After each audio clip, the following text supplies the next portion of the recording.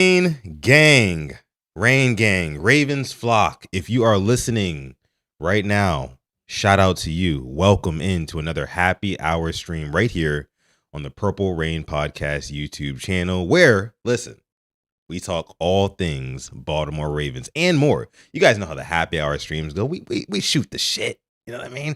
And I'm joined by my guy, Coach, again. So make sure you stick around. Do not touch that dial. But make sure you like the video, whatever channel you may be watching on right now, because we are live on Sip to Tally. So make sure you like the video, subscribe to whatever channel you're watching, or both, whatever. But let's get into it.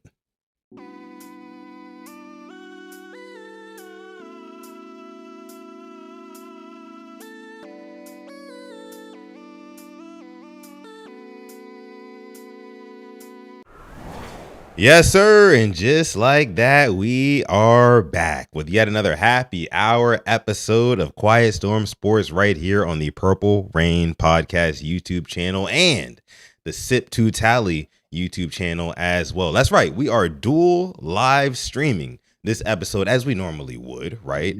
This happy hour stream here. So shout out to you guys watching whatever channel you might be watching on. Again, like I said, to top off the show, like the video, sub on whatever channel you might be watching on. But yes, we are back and we got some things to talk about, a lot of things to discuss here on this happy hour episode of Quiet Storm Sports. You guys already know how it works. Happy hour streams. You guys know it's Friday. It's the weekend. We're drinking. We're talking to you guys. We're giving you guys our unadulterated, our uncut, unfiltered, raw takes. That's what this is, right? So I want to give a shout out to my guy Coach here. 86 Ghosts gifted memberships already on Coach's channel. 86 Ghosts gifted a membership on Coach's channel already. We starting off hot. I got two. I had one before we started. Oh shit. Coach, you listen, man. Coach, you already know. You might got to start early. You got to start early. He trying to cut up already. He gifted another. Cutting up, yeah. he must have got paid. He must have exactly. got paid. You know it's Friday. Craig. Right. Friday. You ain't got no job. You ain't got anything to do. Right. So shout out to y'all. Shout out to 86 Ghosts gifting the membership. I think that was K Breezy 1812 got a membership. And then also you had, let me see, this Luke Bacon 4102 gifted a membership by 86 Ghosts. If you're in here and you're presently watching in the live chat, please give a thank you to 86 Ghosts for gifting those memberships. We appreciate that so much. Let me see here. Afia is in the building. Afia, what's good? Afia says, good evening, everyone. Afia, I got a question for you. Afia.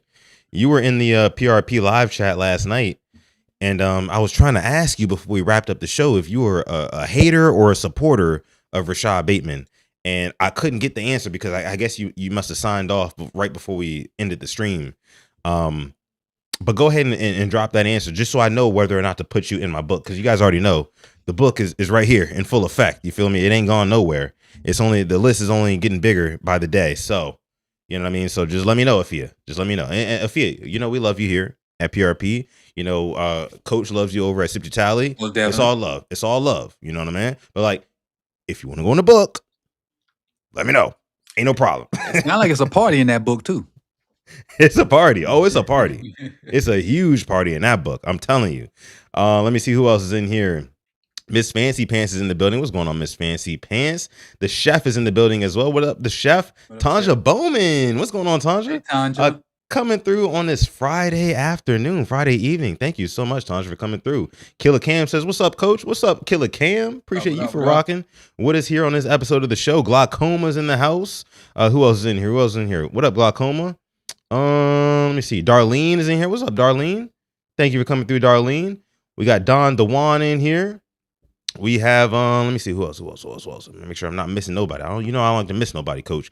Bo knows in the chat as well. Says Zay was Boston College only offense, and he still did work. All right, so we already starting the Zay Flowers talks. I get it. You know, Zay, he in the title of the video, he in the thumbnail, all that good stuff. I get it. So we're gonna get to that. Shout out to you, Bo knows. Also, big shout out to everybody who's watching after the live stream. That's right. The replay gang. We love y'all just as much. Replay gang. Listen, you know what I need you to do. I need you to like the video.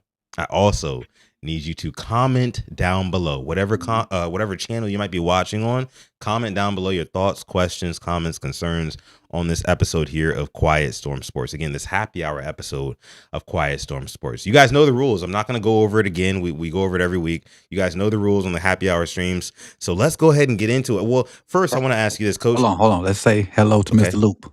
What up, Mr. Oh, Loop is in here? I didn't even see him. And Coach C, I took your shot, so you good. I took your shot because you became a member before we came on, so I took your shot, and that was because me and Sutton did one before we came on. That was for Coach C, and then I did another one when Bazel came in, so we good. We good. What up, Coach C? What up? Steve Loop in the chat. What's going on, Mr. Loop? Appreciate you for coming through as well, as always, man. The Boulder says, Coach, what's going on, the Boulder? Long time supporter there, boy. Long time supporter, D Boulder. Yes, sir. The family is in the house tonight in full effect. Stretch 626, another part of the fam, man. Stretch, what's going on, brother? I think I already shouted out Miss Fancy Pants. Yeah, I did. Shout out to you, Miss Fancy Pants. And then also Eclectic Bistro Chef is in the house as well. What's going on, Bistro Chef? Says, what up, fam? What up? Happy Friday. Welcome to the weekend. Antonio Williams says, what's up, Flock fam? What's going on? I gotta laugh at myself. I've been saying electric for 2 weeks. Maybe 3 weeks. Didn't even, because you know how you just glance over at the chat and you just kind of read off. Didn't realize that's what that was. So I apologize for messing your name up. But he never correct me or get down my throat. He just let me rock with it. So I appreciate you. Eclectic Bistro Chef. Yeah, the first time I saw that name in the chat, I was like, I like that name. I like that name because I like the word eclectic. And, it means you're very diverse. It means you're multifaceted in whatever it is, whatever subject. So appreciate Eclectic Bistro Chef. It means that he cooks all types of stuff, right? And it's probably really good too. So Eclectic Bistro, let us know what you be cooking. I know it's a lot, but let us know what you be cooking because I know it's some good stuff. Let me see. Afia answers my question. She says, I said the water was because you were so thirsty over Bateman every stream, LOL. And no, I'm not a bait hater. I want all of our receivers to be great. Afia, great answer. That is a great answer. It's a great answer. But you know what? Just to be safe, after yesterday's episode, after we went live, after we finished the live, I did put you in the book. Scratch it. You guys. No, man, I don't know, because the way she was talking, it seemed like she wanted to go in the book. So I had to just write the name down just in case. And I was hoping she would pull up to this live stream. So, I look and see. Here's the thing, Coach. Real quick before we get started. I am writing down names in the Bait Hate book. However, I will accept people who want to be forgiven, right, for their transgressions against Rashad Bateman in the offseason. Because I get it. In the offseason, it's very easy to say, oh, this guy sucks or this and that, because we haven't seen football in a while. But when the season starts and our guy Bateman is in here scoring red zone touchdowns back and forth, I will accept the apologies. I will accept, people rescinding their hate for Rashad Bateman. So I'm just putting that out there right here, right now. Unfortunately, Afia, you are in the book. It's written in black ink. So unfortunately, it can't come out and I ain't scratching it. But if you do want to be forgiven, you got to wait till the season. But just let me know once my guy Bateman starts cooking. Just let me know, and you can be added to the Bateman, the Rashad. The Rashad Redemption Club. How about that? The Rashad Redemption Club. How about that? I wish I had did that when PQ was doing his thing. What up, Ryan? I wish I had did that one because I was one of the like your Bateman thing. Yeah. I was the PQ to your Bateman, and I wish I had kept a book because when PQ started balling, a lot of jokers didn't come back. You're right. They didn't come back. Right. They was hating on PQ, right? They was hating on PQ, and then PQ started turning up. He made Roquan look really good, and I still don't know if Patrick Queen is he still with the Steelers? I thought he was supposed to be a free agent. I'm not sure PQ's situation. Yeah, I'm really not sure either. But regardless, Patrick Queen is a friend of the show. He's been on the show twice on the Purple Rain podcast here. So shout out to him. PQ been on y'all show twice? Twice, yeah. He been on the show twice. I knew it once. Okay. Yeah, he came back too. He's cool. He's real cool. Real good guy. We talking backstage and stuff. He's a real good guy.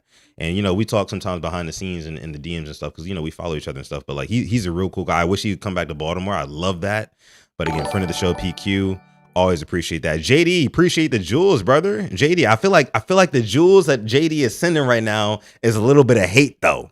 I do, because at the end of last night's episode of PRP, they were sending endless jewels. Yeah, that was funny. To hate on Rashad Bateman, and there was a lot of them. It was Chris, you know how Chris be hating on your boy.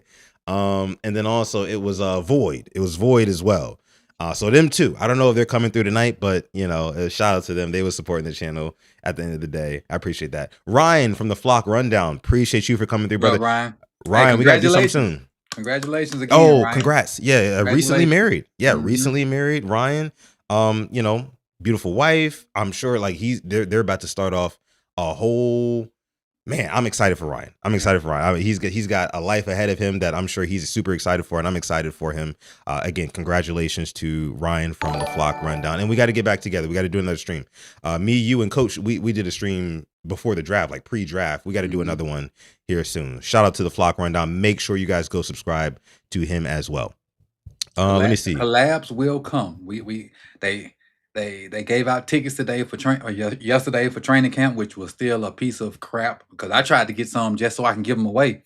Still, for 2 years in a row, I ain't able to get none. But when I had planned on going, I was able to get them.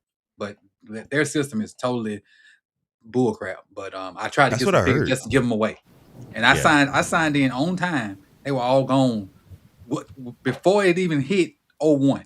And so I just took a screenshot of my phone at whatever 11:01 or 10:01, whatever it was. All tickets were gone.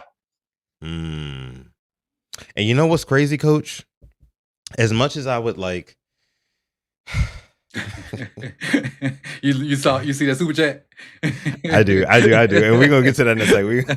We're gonna get to that in a second. There's this saying that a lot of people go by. I love to go by this saying too. To be early is to be on time. Mm-hmm. To be on time is to be late. Mm-hmm. And to be late is to not show up at all. Yep. You know what I'm saying? So I saw a lot of people posting screenshots at 11 a.m. and it said unavailable, tickets not available, whatever. And I was like, should have been there earlier. I don't know. I should have been there earlier. You know what I'm saying? But last year I was there 15 minutes. And it wouldn't let you do anything. I kept refreshing.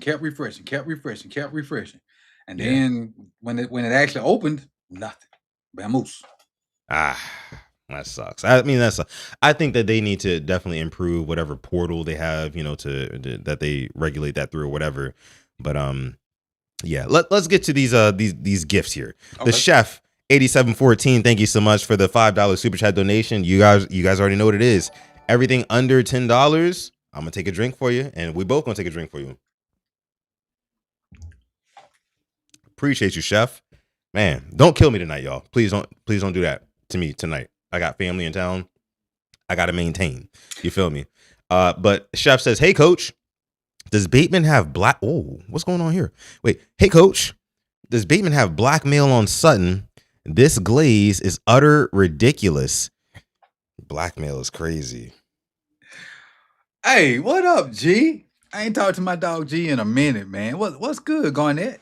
What's good? But I don't know about blackmail information. I think it's just like PQ ain't had no information on me. It's just when you have a conviction about a certain player and a certain thing, you stand in it. You don't flip flop. And I respect them for not flip flop because you could easily flip flop and be like, yeah, y'all was right. No, stand on business like Draymond say.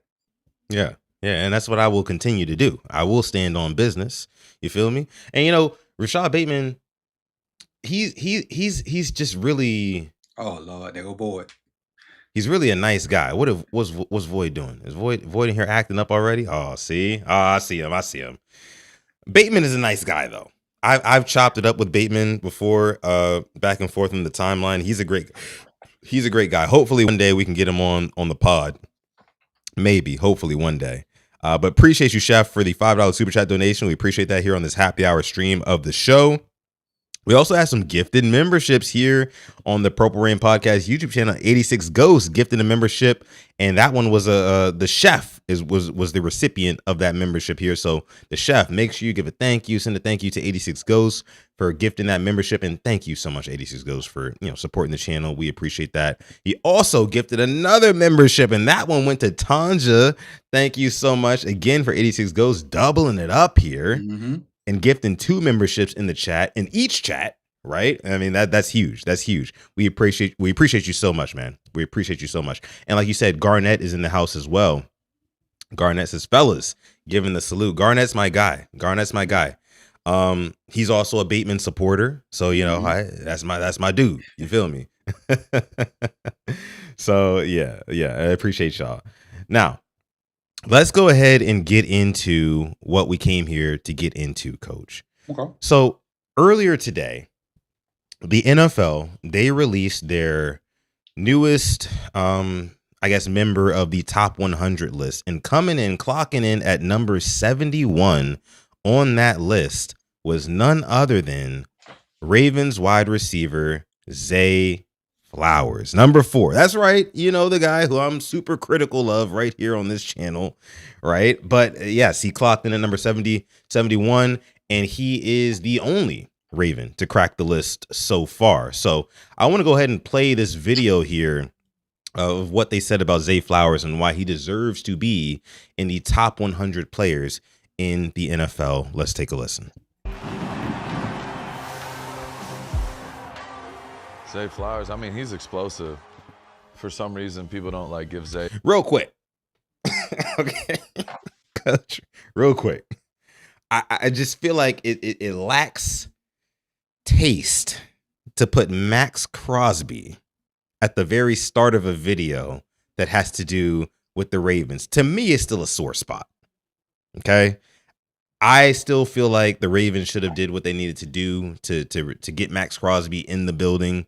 They didn't. Am I upset about it? Not necessarily, because we still do have our first round pick from next year, and we also got Venga Ioane in this year's draft. So I'm not mad about it, but it's like, damn, we could have had Max Crosby. Am I right, Coach? Could have, but the way he described his situation and tried to make it seem like, man, we know your knee in 2 years, your knee is gonna be trashed.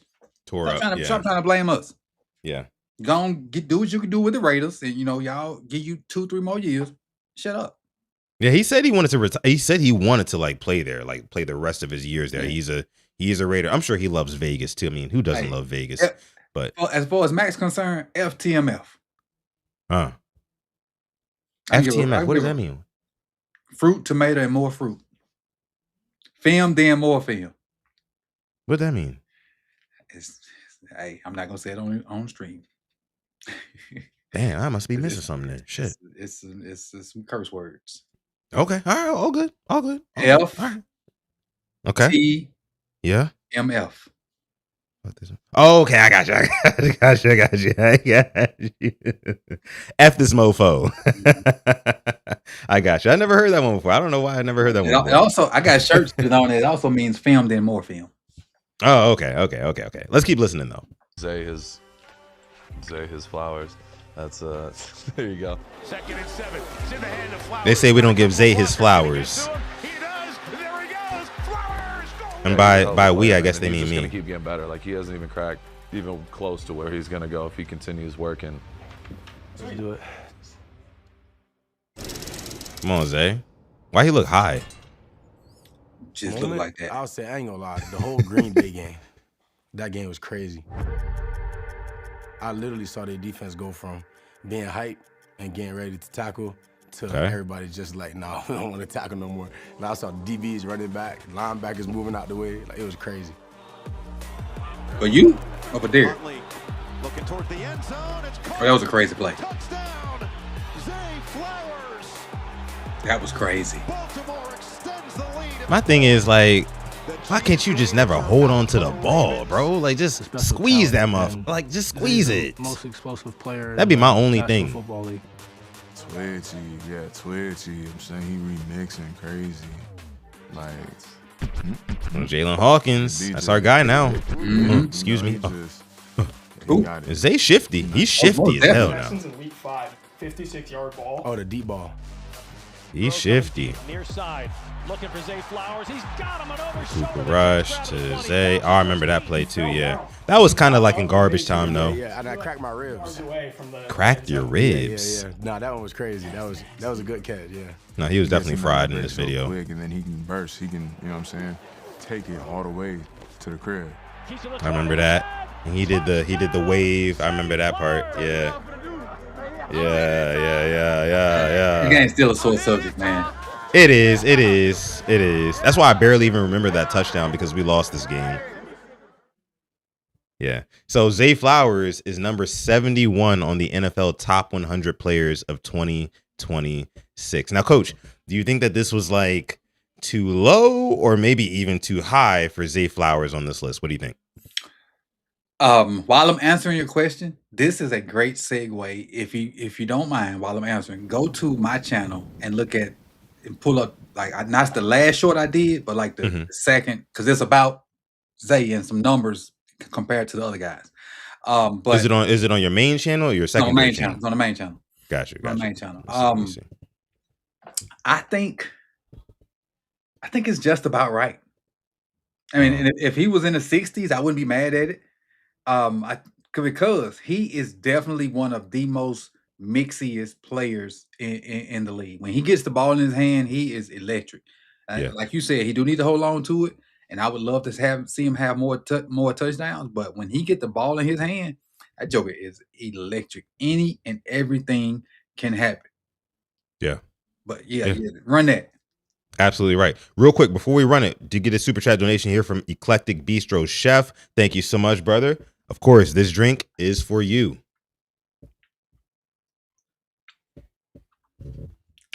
Thank you, brother. Says, why can't Bateman finish a route? Oh, that's right. The sun was in his eye. That was one time.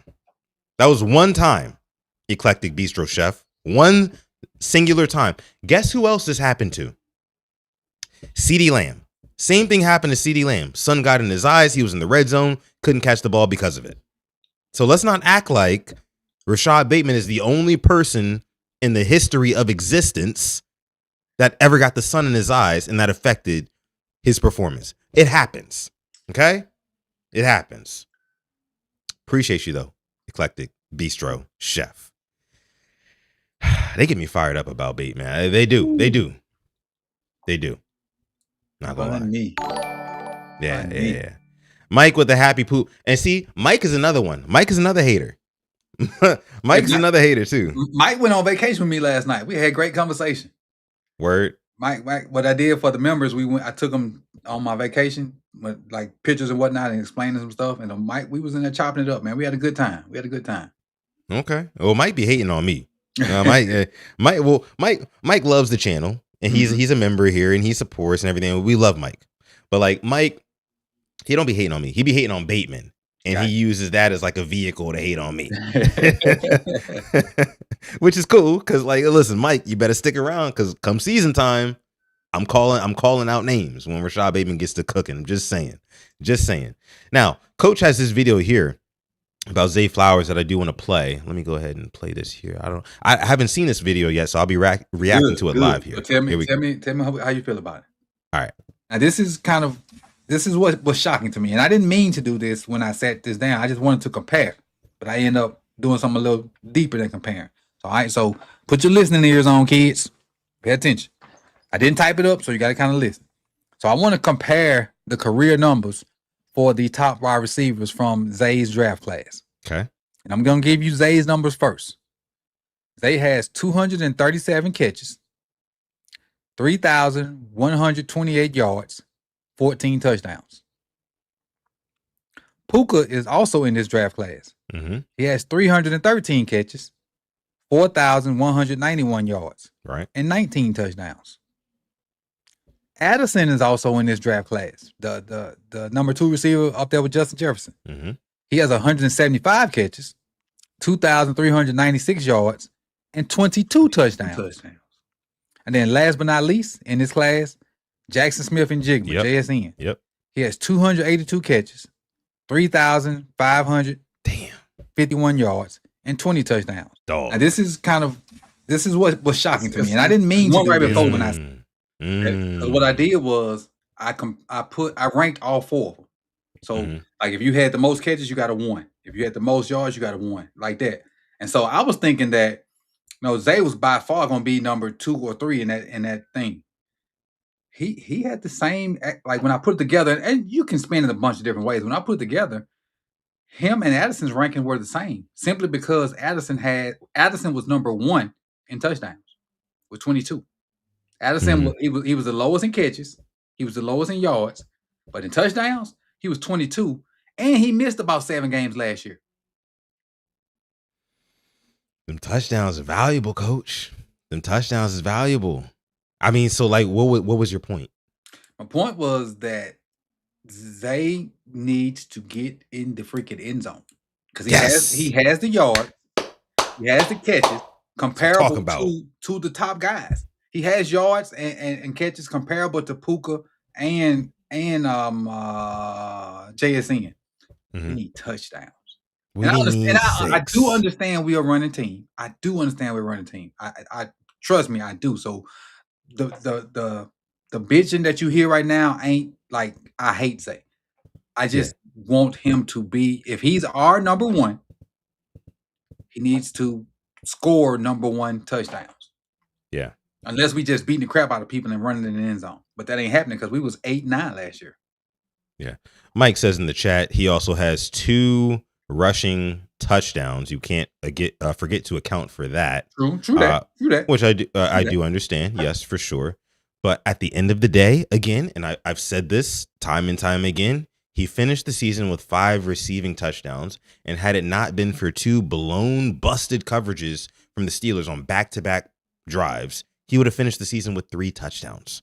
I need more than that. I just need more from my wide receiver 1. Again, right. I want, like, a lot of y'all out there who are listening to my voice right now think that Sutton Def hates Zay Flowers. That is not the case. That could not be further from the truth. I do not hate Zay Flowers. I just think that for the type of contract that he is going to demand for his second contract, he needs to give us more explosive plays. And when I say explosive, I'm not just talking about on 3rd and 7, he catches a deep crossover over the middle for 27 yards, right? And it moves the chains and we get into the red zone, whatever. I'm talking about, no, he needs to make a move, put his foot in the ground and get in the damn end zone.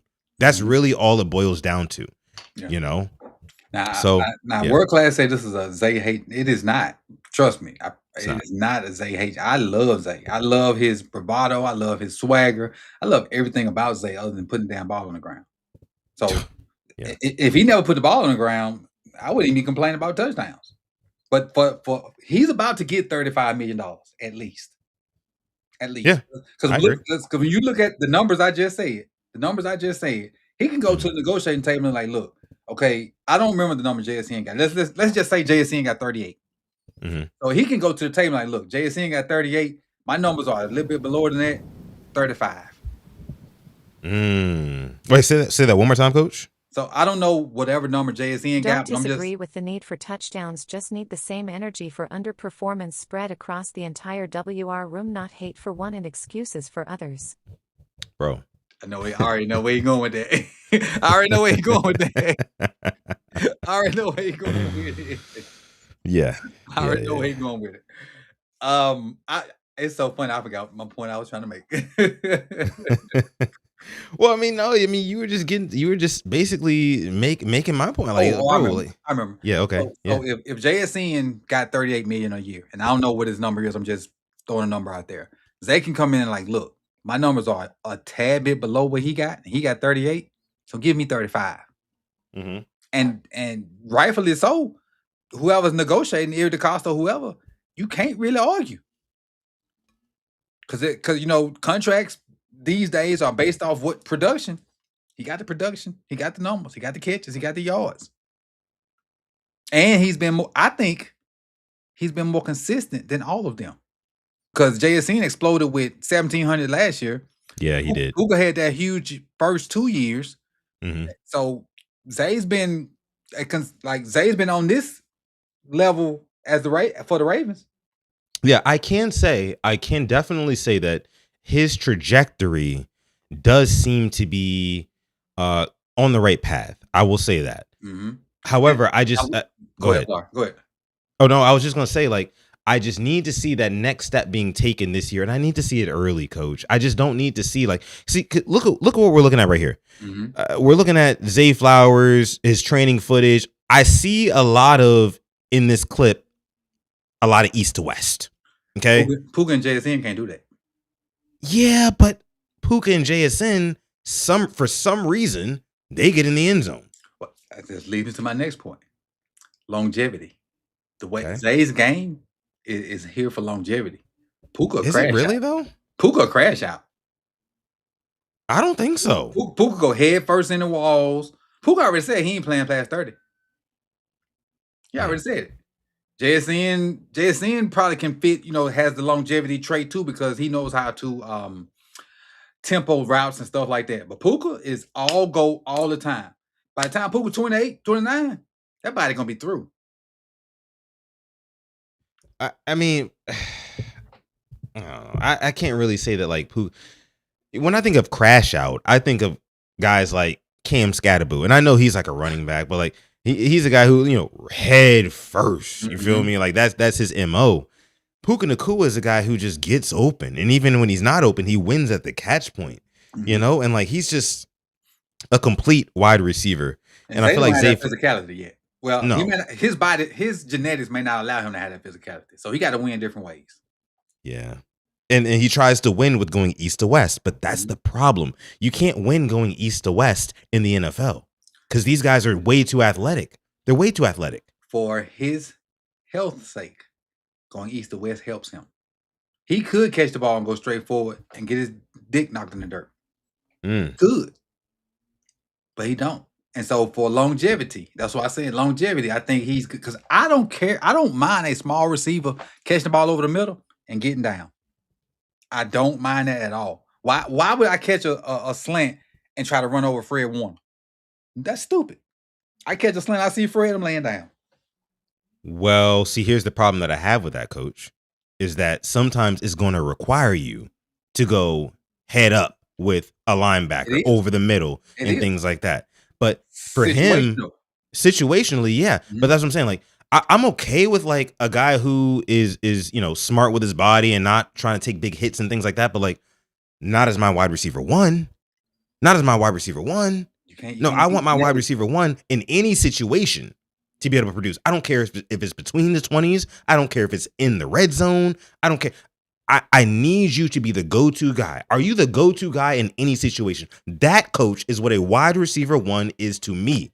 In my heart of hearts, I can go, if I'm Lamar Jackson or any quarterback, I can go to you in whatever situation. I'm going to you regardless. Third and 8, I'm on the huddle. I'm throwing you the fucking ball. Exactly. No matter what the route is, no matter who holding you. And honestly, that's why I changed my tone on Zay. I say he's our wide receiver one. I don't know if you noticed that the past month or so. I say yes. I say the same thing, Coach. They call me crazy for it. I say the same thing. I say I don't think Zay Flowers is a wide receiver one, but he is our wide receiver one. So we got to deal with that, And us in Baltimore. Well, I know not all of us live in Baltimore and things like that, but like us Ravens fans, we have been conditioned, right, to accept less at the wide receiver position. We've been conditioned over the years because we've never had that dominant, like, one where it's like, okay, this is easily a top 3 wide receiver in the league. We've never had that. Hey, so Tanja talk to you. Tanja talks. Okay, well, look, I got to take this shot for Eclectic Bistro Chef here. Okay. Appreciate you, brother. This one's for you. Up to it, down to it. F those who don't do it. Drink MF for drink. But while he's doing that, ladies and gentlemen, I don't like my words. They're not Zay hate.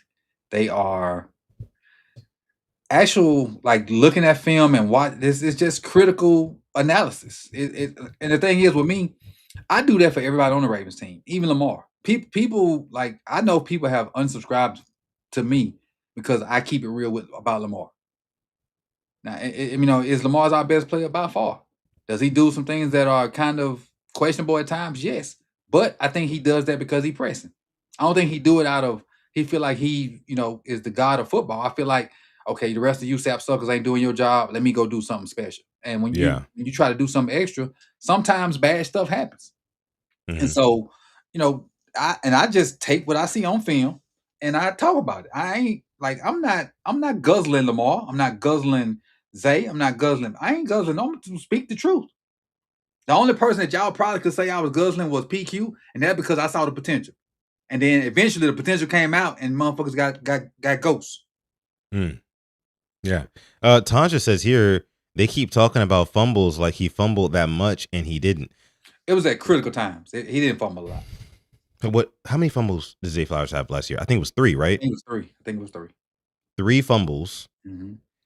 And again, like I said, had it not been for week 18, those 2 busted coverages on back-to-back drives for the Steelers, he would have had 3 touchdowns on the season. So you're talking about a guy who finished the season with just as many touchdowns as he did fumbles. But he did get those 2 touchdowns in the Steelers game. I want to credit him with those. So he had 5 touchdowns on the season, 2 rushing touchdowns, right? But like at the end of the day, it's like if you're a bona fide one. If you are AJ Brown caliber, if you are Jackson Smith and Jigba caliber, if you are Jamar Chase caliber, the type of guy who's going to warrant market resetting money. Mm-hmm. I need more touchdowns. Okay. I'm not gonna keep talking about it because like they get tired of me talking about it. I'm not gonna keep saying it, but like it is what it is, man. What I will say is, in Zay's defense, JSN has made it so where you don't have to be that. Because in our mind, and I don't know about in your mind, in our mind before JSN, we thought about the number 1 receiver being 6'2", 6'3", 6'4", and Frank just became a member, and he said he's a fan of both Zay and Bateman. We just need to score TDs, and I agree. Like, and we like somebody said, we yapping, we are yapping, but we want the best for all of them. We want the best for Zay, we want the best for Bateman, we want the best for the entire team. At the end of the day, yeah. Yeah, this is off season, and we have different opinions. So and it's a good thing to have different opinions because it end up being great conversation. Whether it be from me and Sutton or from people in the chat or whatnot, it's just great conversation. Exactly. Yeah, that's all it is at the end of the day. Frank, thank you so much for celebrating 2 months of membership over on Coach's channel. Says I'm a fan of both Zay and Bateman. We need to score more TG. Yeah, exactly. Like Coach said. Yeah. Uh-oh. Coach pouring up. Coach pouring up. Coach pouring up. Y'all got Coach pouring up over here. Do it for the gifts. Oh, okay. This is different. What it say? What it say on it? What it say on it? Hawaii. Went to Hawaii after COVID opened back up. Okay. You know what's crazy? Yeah. I went. So I'm a teacher, and most of y'all know that. Uh-huh. And so dealing with the little snotty-nosed brats, I never got COVID being around them. Like even when we went through the pandemic and all that, I was good. Took my monkey butt to Hawaii, and guess what I came back with? Damn. Guess what? Good old vid. Right. Man. I know crazy. What it was. I went and I dove with the manta rays. I swam with the manta rays.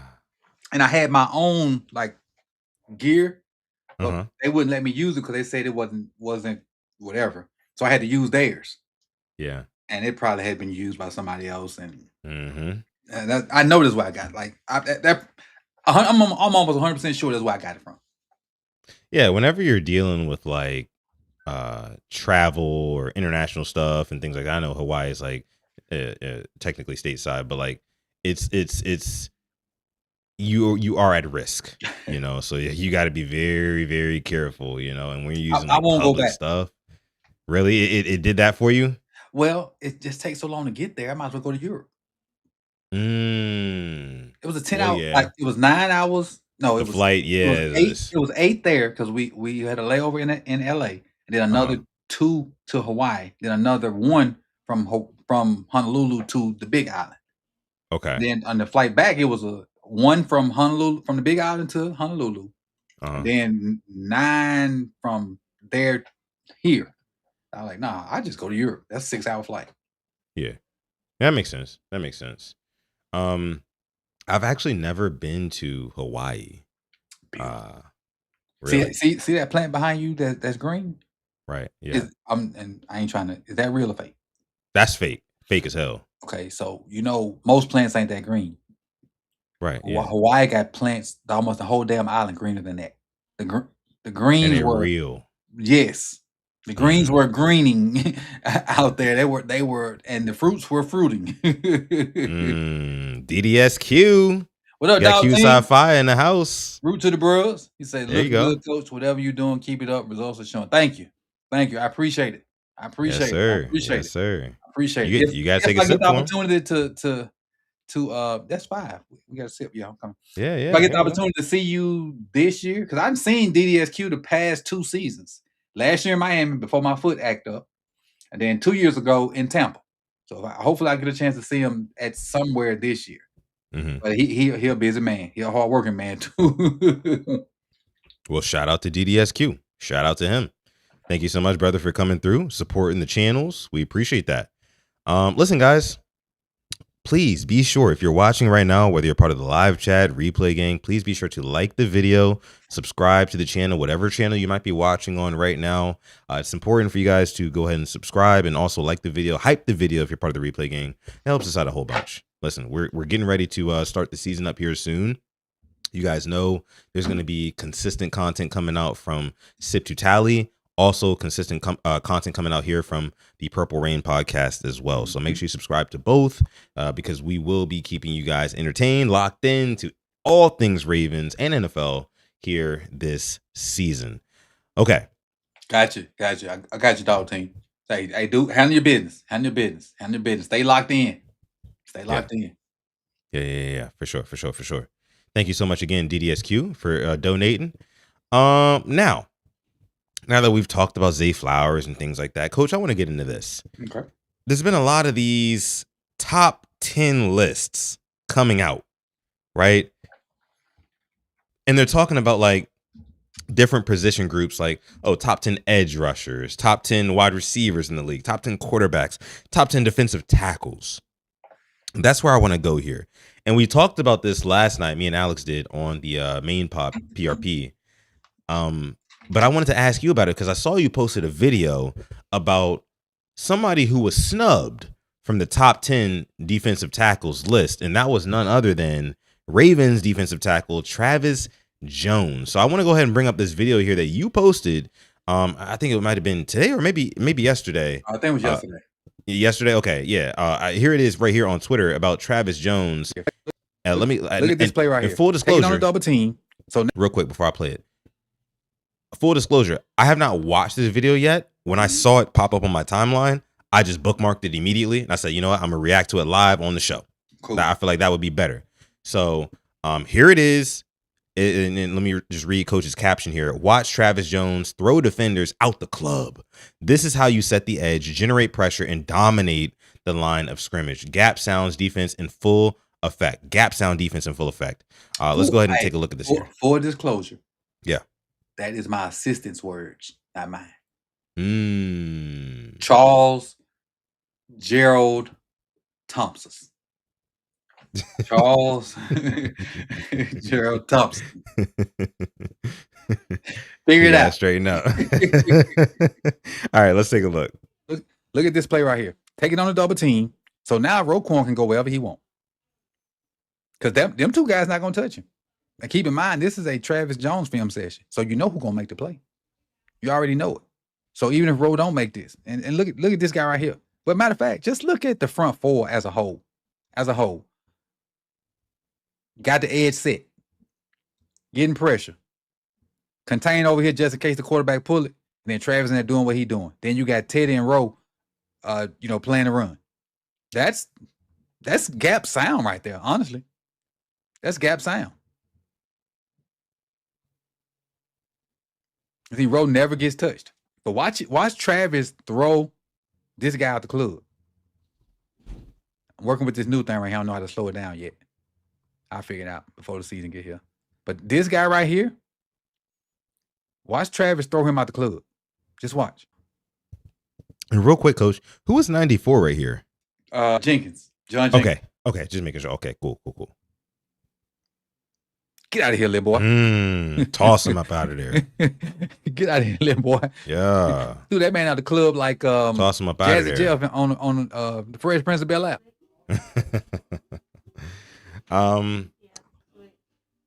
Come on. All right, look. So we did get a $10 super chat donation from Eclectic Bistro Chef. My lady was supposed to take it with me, right? She was not answering my texts, right?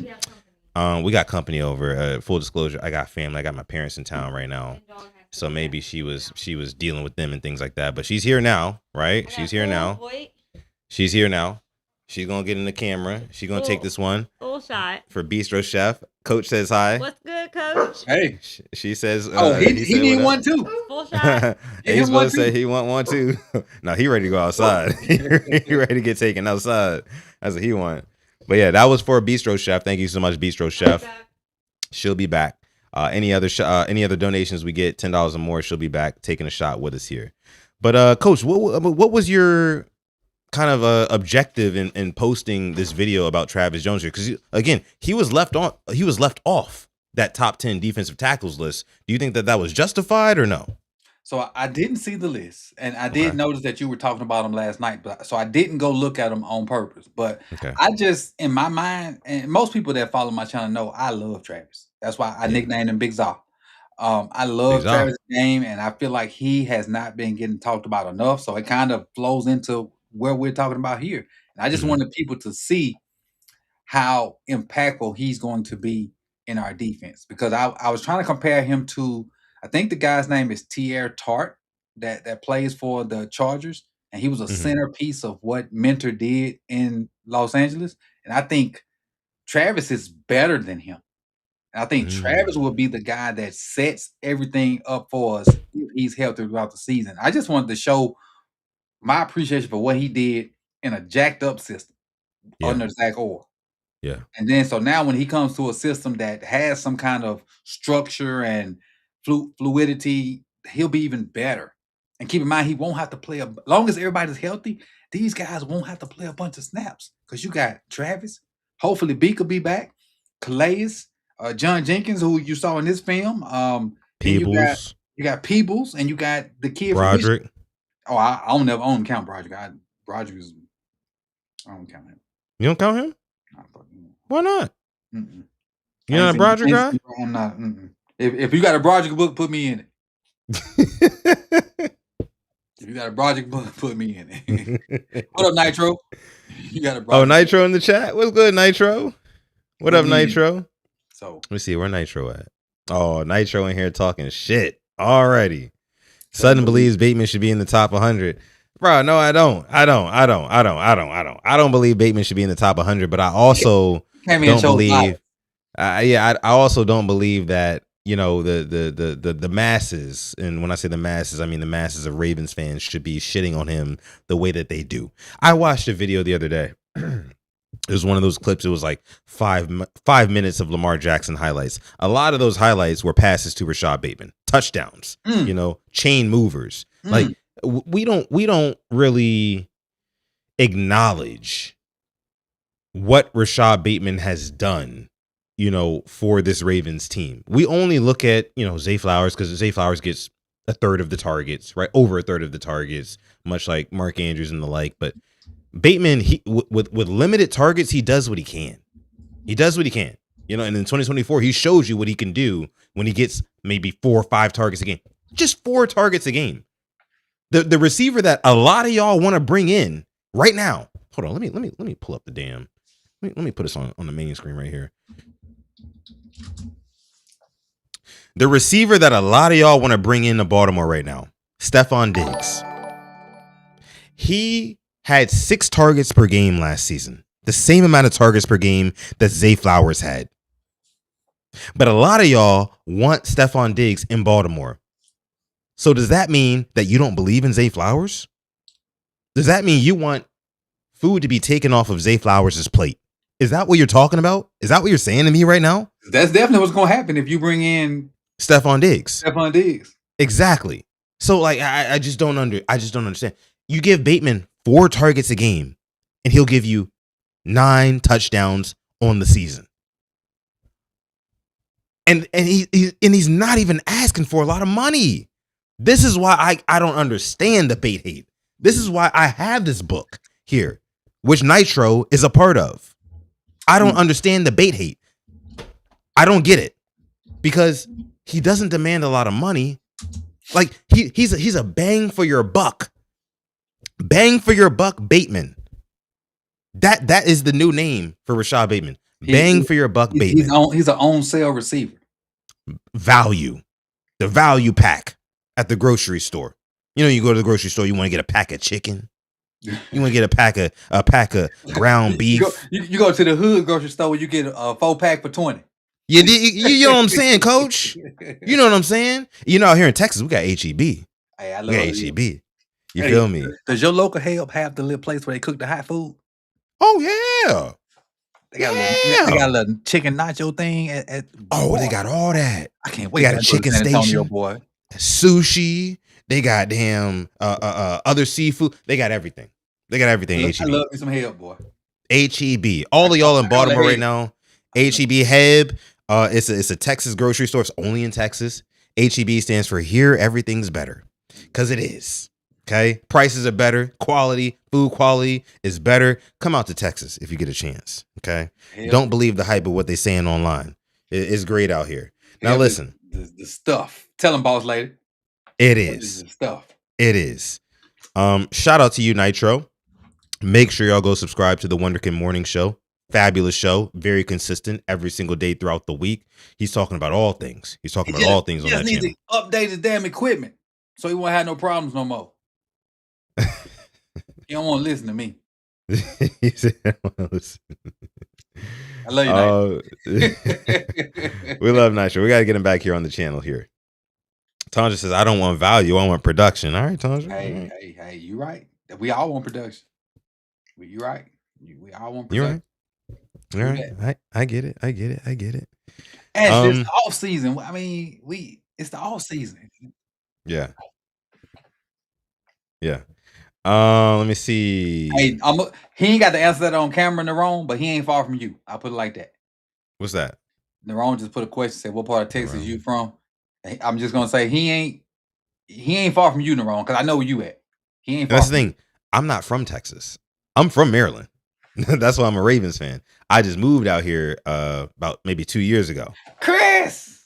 Oh, Chris in the house. What up, Chris? She said, what's going on in here? You already know what's going on in here, Chris. It's a happy hour stream. Right. And we having a good time. Nerome said H-Town. Hey, look, that's where I'm at. Hey, I ain't afraid to say it. H-Town. I'm not from that area, but I live around that area. So Nerome, hit me up. Maybe we could link up, watch a Ravens game or something like that. Steve Loop says shout out Texas and HEB. Okay. Absolutely. Mr. Loop, where did Tyler go to school at? I think it was Arizona. Okay. Yeah. But he's a Texas kid? Might be. Steve Loop, let us know in the chat.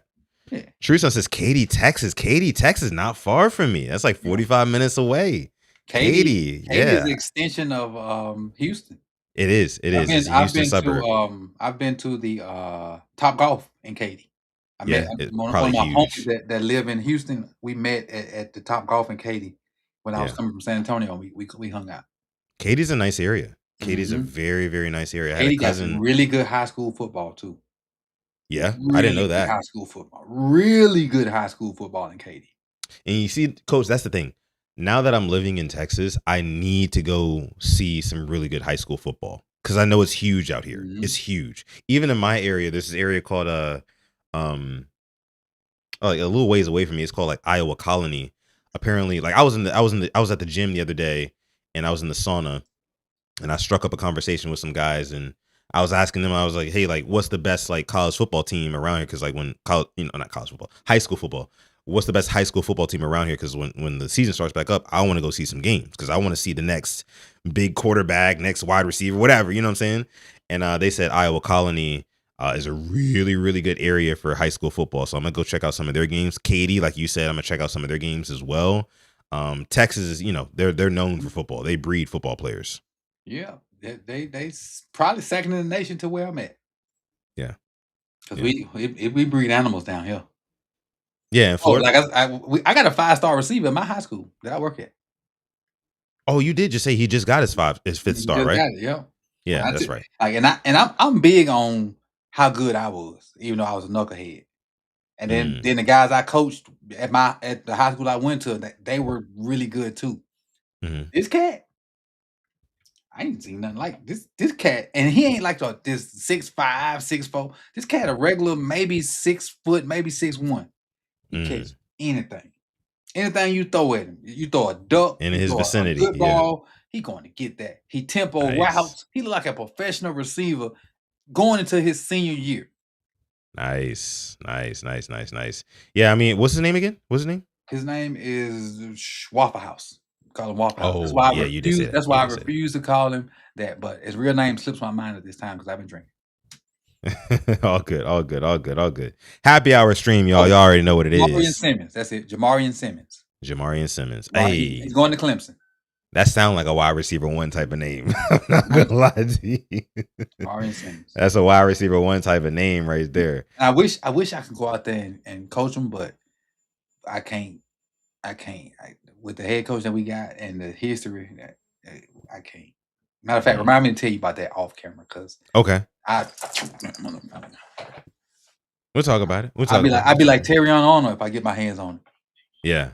A 10. Yo, I see a 10. I see a 10. We get to Terrion, because Terrion's a local kid too, from Tallahassee. He from Tallahassee? Yeah. That's why when everybody be talking about Terrion, I be like, no Tallahassee slander. Oh, I didn't know that. He from here. Matter of fact, I saw him right around my birthday because he was here watching the spring games for the local high school. But I'll tell you that story in a second. He said, "Hey, coach, thank you for not arguing about or bringing up Bateman every single time you go live, unlike your co-host." Oh my gosh. I got to take a shot for that. That's why Afia in the book. If he in the book, she in the book now. Don't even worry about it, Afia. You in the book. Even if her ink was light black or maybe grayish, it's Sharpie now, huh? Oh yeah, for sure. For sure. She at the top of the list. Yeah. But Afia, this is for you, from Hawaii to you. Ooh, that mezcal. Mezcal hitting hard. It hitting different, ain't it? Hitting different. On top of this crap. That's right. Oh, that cut water. Oh, them cut waters dangerous. I told you before we went. I mean, I'm not a big fan of the cut waters, but like I know they dangerous. I didn't pay for it. Yeah, it was a gift. It was brought here. Shout out to Afia. Thank you so much for supporting the channels. Now listen, Terrion Arnold. He obviously was recently released by the Detroit Lions because of a situation that he had going on where he had orchestrated a kidnapping and a robbery and things like that because he thought that certain people stole his chains and other things, $100,000. Yeah, well, no, because he thought that a certain group of people they took it. It's just he went about the wrong way of getting it back. No, because they said that he got the wrong guys. That was the story. Like he went and he got his get back on the people who didn't even do it. Like he got the wrong people. Yeah, that was the story. And all this is hearsay right now, good people. So whatever I say, it is. I can't wait till the facts come out, because I would tell you Terrion's his in-town perception before this came out. Great kid, went to a private school, went to Bama, overcame circumstances, because you don't really go to private, like a little 1A private school and go to Bama. Work hard, do everything right, and then this happens. Like, this is so out of character for what he's known for in Tallahassee that is crazy. Now, what you do in the dark always come to the light. Yeah. Always. So he may have been this whatever behind the scenes, but his perception in Tallahassee before this, well, he was a really, really, really good kid. Really good kid. And when I saw him July? So maybe in May, right around May when spring games were going on. And as I was walking to him, he kept looking at me like I was gonna say something to him. But I know he had a lot of shit going on at the time, so I just kind of gave him that and went about my business. Because I really wanted to ask him about coming on the show, because I see him, but I know shit be going on, and I didn't want to add to it. And you can tell when somebody think you finna say something to them because they keep looking at you. As I'm getting closer and closer, I'm like, All right. I kept going. Because, I ain't DRing nobody but one person. You won't see me DR but one person ever in life. And I never meet that person. And that's Prime. Dion? Dion. Oh, okay. Gotcha, My favorite football player of all time, period, point blank. You can't argue with me. Save your arguments. Don't even type them in the chat box. Prime the best player to ever touch the grass. And don't even bother the typing because I ain't arguing with you. I mean, that's fair. The Empire. The Empire of Judah says, dude just had a bad moment. I don't think he's a bad man. I agree with that.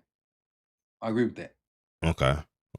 Like I said, living here, I've heard nothing bad about this kid other than this current situation.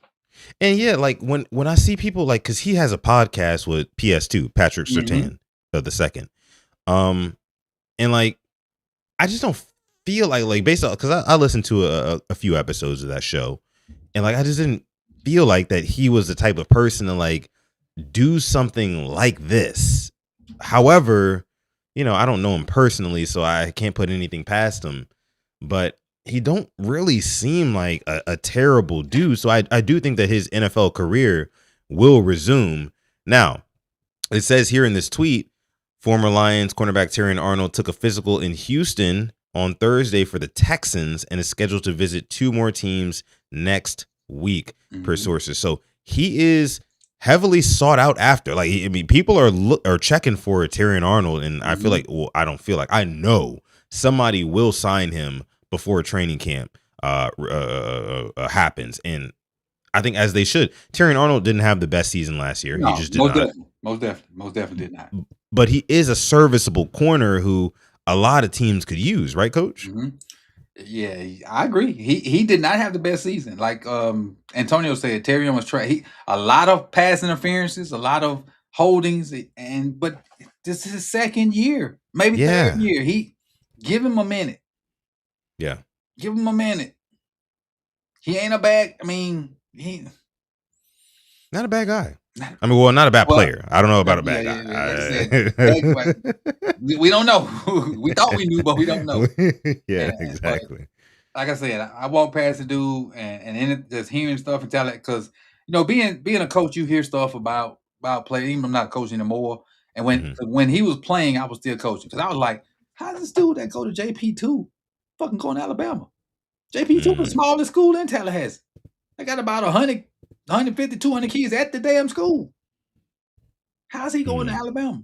But he went to that school to play with his little brother who wasn't as good as him. And he just wanted to play with his brother. And when I say he dominated, rainwater couldn't touch that kid when it's raining. That's how good he was over at JP2. I mean, that's interesting. I knew nothing about him back then, but I mean, if he was that nice, then I get it. Listen, guys, thank you guys so much for coming through to this happy hour stream of Quiet Storm Sports and Sip Totality Films. Make sure you like the video, subscribe, whatever channel you might be watching on right now. I do want to go ahead and segue here to our next topic.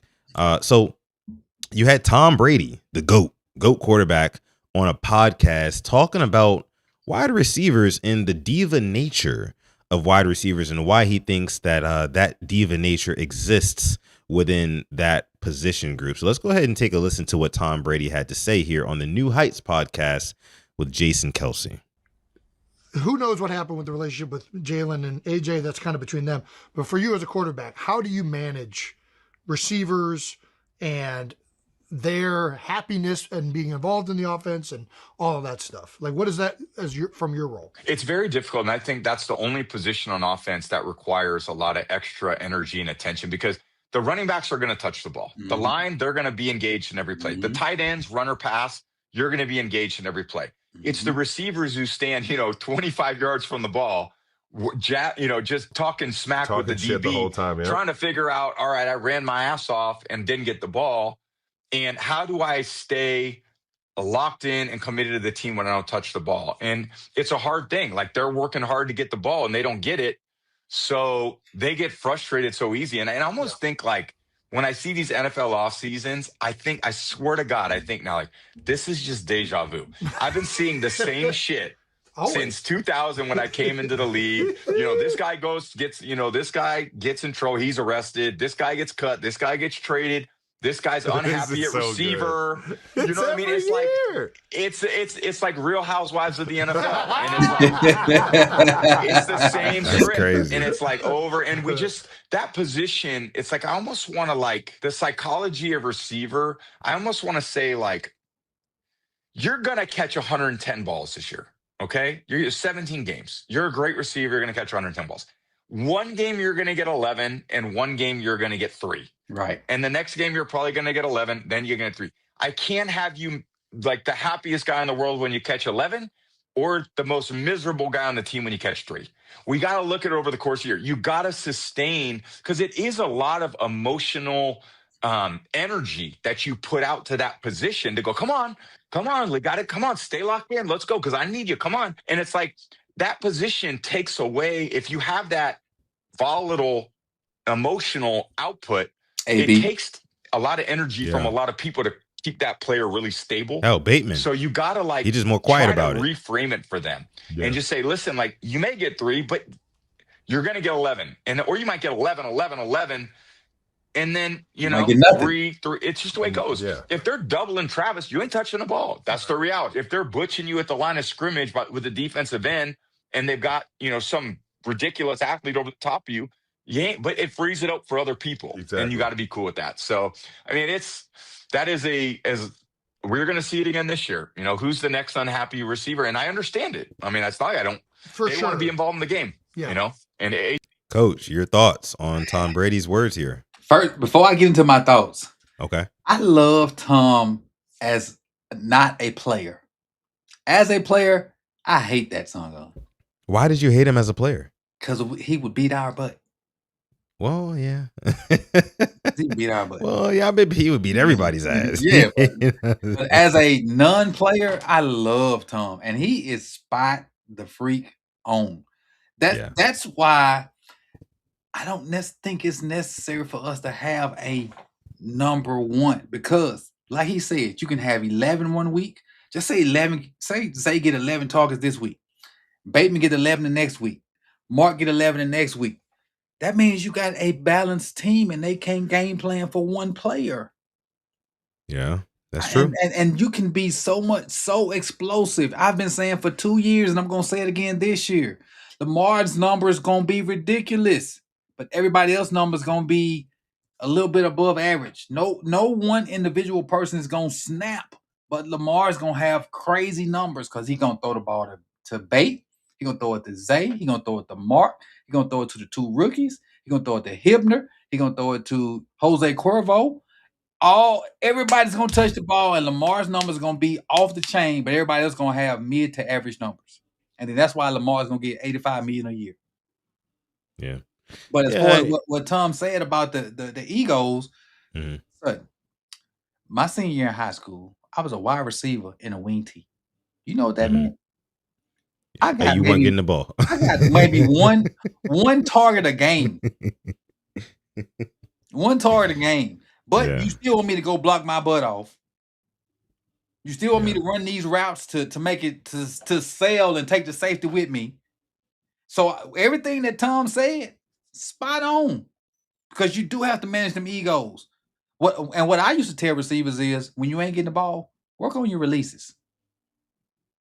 Work on individual stuff. Work on stuff out there. If you know the ball ain't coming, it's a run, and they pressing you or something like that, it's man. Work on your releases so that way when the ball is coming, you know what can and will not work. And like Garnett just said, I'm all no block, no rock. If you can't block in the run game, I am not calling to play for you. No blocky, no rocky. I don't give a damn if you Terrell Owens. If your effort in the run game is lackluster or not there, I would not call a play to throw you the ball. I ain't gonna take you out because I might need you to do something. But I won't call a play. Like if you get some scramble drill stuff, so be it. But I'm not calling a play for you if your effort run game, because if you guys and gals go back and look at the longest runs in the NFL this year, and if you don't see a receiver blocking downfield, it's an anomaly. Interesting. It's an anomaly. Yeah. Q the God says in the chat, Coach, we ran the wishbone formation when I was in high school. But Q, what did you play? Because if you was a receiver in that, you were in the same boat I was in. Yeah. Now, what I think about Tom Brady's comments here, I agree with you, Coach. However, I just think that like you have to understand the nature of the wide receiver position, meaning that like there's so many things that have to happen in order for them to succeed in the game, right? Like and I see Chris talking trash in the chat. I see Chris as normal talking trash about Rashad Bateman in the chat, but I'm just saying, like, the play has to be drawn up for you first and foremost. Second, the offensive line has to block for the quarterback. Third, the quarterback has to be looking your way, right? Mm-hmm. Fourth, the quarterback has to make a good throw, right? And fifth, you got to make the catch. Like, so you are the fifth, I don't want to say option or line of defense, but like, don't forget the O-line got to block long enough.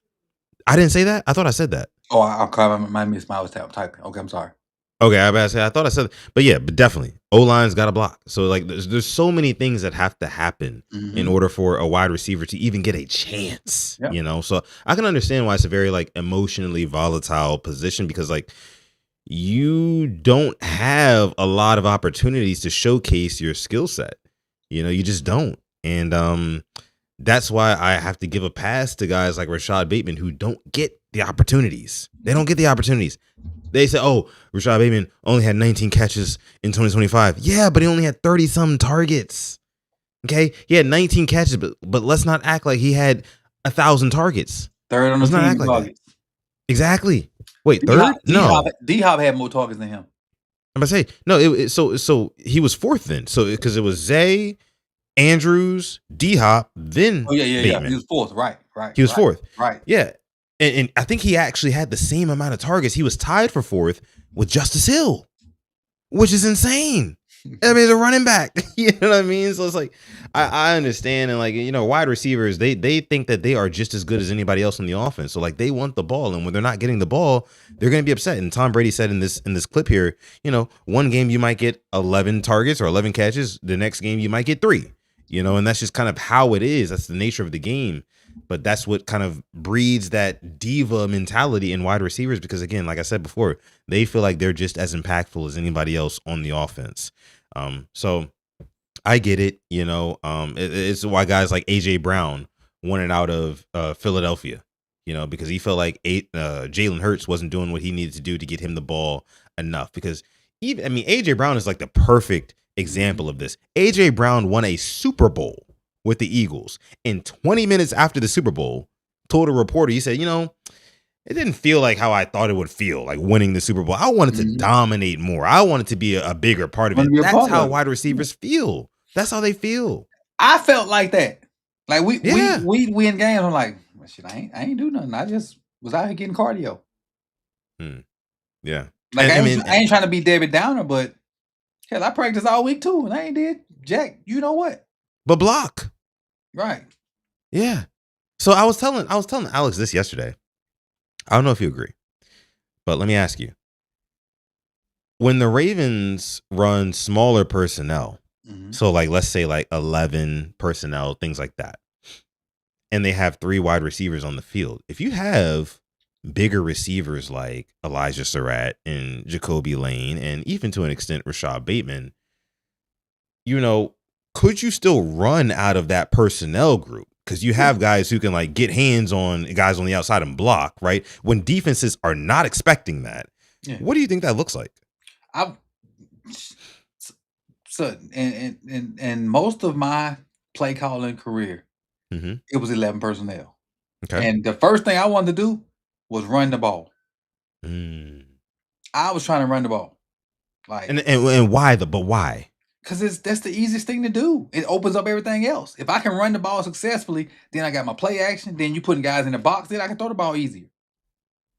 So is it because my line of thinking was like, and let me know if I'm wrong here, but like my line of thinking was like, if you have 11 personnel, like, because here's the thing, here's the rule of thumb, and let me know if you agree or disagree with this. The lower the number when it comes to personnel groupings, the lower the number, it probably means more pass. The higher the number, it means more run, right? You know, if we're in like 20 plus personnel, something like that, like it's probably run because we got multiple tight ends on the field, that sort of thing, right? I would But if say we, the more people you put in the box, the more people they put in the box, which makes it harder to run. So if you come out old school traditional football would be what 21 personnel, two backs, one tight end. So if I come out net, they gonna put more people in the box. It's gonna make it harder to run. Now, if their base personnel is nickel and you come out in 20 something and they stay in nickel, now you got extra gaps to win. But for the most part, when you run like they looking up at the top, when you run certain guys on the field, hey, they're in 21, hey, they're in 21, then you switch personnel. So the more people you put in the box, the more people they're gonna put in the box, would make it harder to run, which is good if you have an electric receiver outside. If you have a guy that can beat anybody outside. So you want to put everybody in the box so that guy can have one-on-one advantages. Otherwise, you need to spread that shit out. So, you can get your best matchup, your best mismatch. And that's what I think Declan's going to do. I think Declan's going to spread that thing out. Like, look, oh, he can't hold Zay. Let's throw to Zay. And then when they switch and put somebody else in, oh, he can't hold Mark. Let's go to Mark. Or they get two high safeties, run the damn ball. And this year in NFL, if anybody plays us too high, we better fucking have 200 yards rushing. I don't care who it is. If you play us too high, we better have 200 yards rushing. But that's the most popular defense now. Everybody's running that too high show. And so we better have 200 yards rushing close to every damn game. Yeah. And this is why I'm saying, like, I don't think that our wide receivers, like, people ask me, oh, you love Bateman so much. Do you think he's going to have 1,000 yards? I'm like, no, I don't. Okay. I think we're going to still be a run first team. I think Bateman at his ceiling, probably maybe 700 yards. You're like, oh, 700 yards. You're asking for that from a sixth year wide receiver who's a first round pick. And it's like, yeah, because we're going to run the football. We have Derrick Henry. You know, if we had Joe Schmo or me back at running back, then yeah, we probably have to toss it around the yard a little bit more. But at the end of the day, we've got one of the best running backs of all time. So that's where I'm at with it. Boy, when she come in hot, son. Who's that? Chris. When she come in hot. What Chris say? Let me see what trash she talking now. You know, Chris. She come in hot, boy. What'd she say? Oh, here we go. She's talking about what number was Bateman in the top 100? That's all good. Don't even worry about it, Chris. But look at Tila answer though. What Tila say? Oh, see, not you, Tila. Tila, not you. I hate it had to be you. Is Tila in the book? Is Tila in the book? I don't know if Tila in the book. Let me check. Hold on. Let me see. Let me see real quick. She come in hot, boy. I don't want Tila to be in the book. Y'all may not know this is an old school Lil Boosie before he got popular. I'm kind of hot right now. Not the Boosie badass. Now. Is Tila in the book? No, Tila's not in the book, but she damn sure can go in it. Uh-oh. Shit. He said he putting you in there with a Sharpie. Yeah, you got to go in there, Tila. You want to talk some trash? Hey, look, moderator or not, you gotta go in the book. I'm sorry, Mr. Luke. I'll tell you this on a high school level, and trust me, I know high school is a lot different from NFL and college, but just on a high school level, my second or third year coaching, we had a 6'4" receiver, a 6'6" receiver, a 6'3" receiver, and a 6'1" receiver. And when I tell you we could score on anybody because they didn't know who to like roll their coverage to or target or anything like that. And we had a decent running back. Now, we couldn't stop a nosebleed. But with those receivers, we could score on anybody. We got to the red zone and you had to put somebody out. You had to have safe over the top because they had to play too high in the red zone because we had all three of them play basketball. 6'3", 6'4", and 6'6". Make a jump ball, yeah. Yeah. And then the thing is, the 6'1" receiver was the best one. Shout out to R.I.P. Rodney Gray. He was the best one.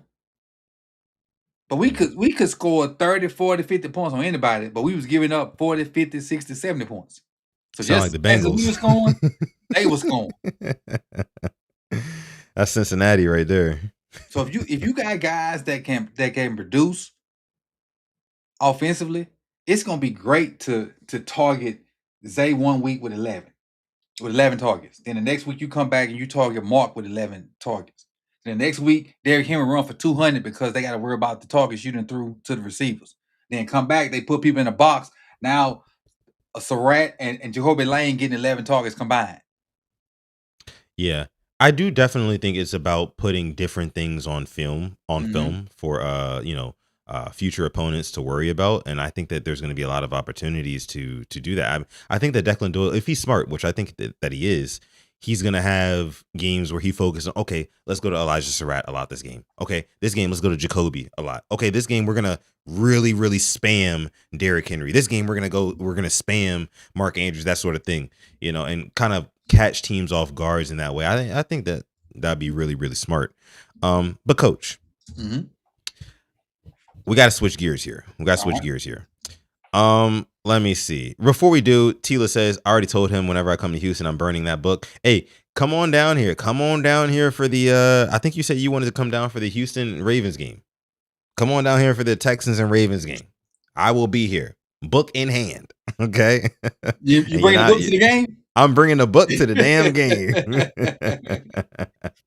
That's what I'm doing. So hold on. Cash, somebody says that's not how play calling works. Well, as a former play caller, how does it work? Come on, Cash. Let us know.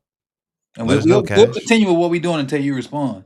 But as a former play caller for 16 years, and I understand, not in college, not in pro, not saying I'm on their level at all. But as a former play caller, he said he's a defensive play caller. Okay, so well, with that being said, it's the last person that got the marker. Yes. When we on the board, whoever got the marker last is gonna win. That's how that shit go. Yes, but I also do think that offensive play calling and defensive play calling are two totally different things and two totally different philosophies, because one side of the ball, you are determining what happens. The other side, you're reacting to what happens. So it's a different type of play call. So like as an offensive play caller, which I'm not, but we've seen this happen in the league. If you put things on film, defensive play callers, when they go throughout their weeks and they're preparing for certain teams, they have to say, okay, what have they been running recently? What are they trending toward? What are their tendencies, and they react to that. Defensive is naturally reactive. Right. That's what it is. And that's why as an offensive play caller, you self-scout. So you try to anticipate those reactions to what you put out there and hit them with a wrinkle. Yeah. Self-scouting as an offensive play caller is really important. You can go in there and you can have, okay, if they too high, I want to run it. But the thing is, with me and Kalishi, both of us may be the best fucking play callers ever. But if he got a dog or I got a dog, I'm gonna win. If he got a dog at 3 tech or 1 tech, ain't nothing I can call to stop it. So just think this up, son. Okay. I had to call plays versus Jeffrey Simmons. We had nobody that could block that dude. I bet. So what we decided to do was wherever because he played multiple positions on the defensive line. Wherever he was, if we call inside zone, he was the read. So we had to train our offensive players like, look, inside zone, you normally read the E-man on line of scrimmage. But in this case, we reading Jeffrey Simmons. Offensive lineman, don't touch him. Quarterback, whatever he do, you make your old call off of it.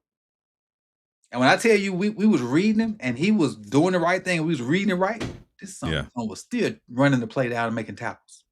That's a dog. That's a dog, right? I mean, when you got a dog, he changed the math. And then we had to deal with not only Jefferson. This is the same season, son, in high school.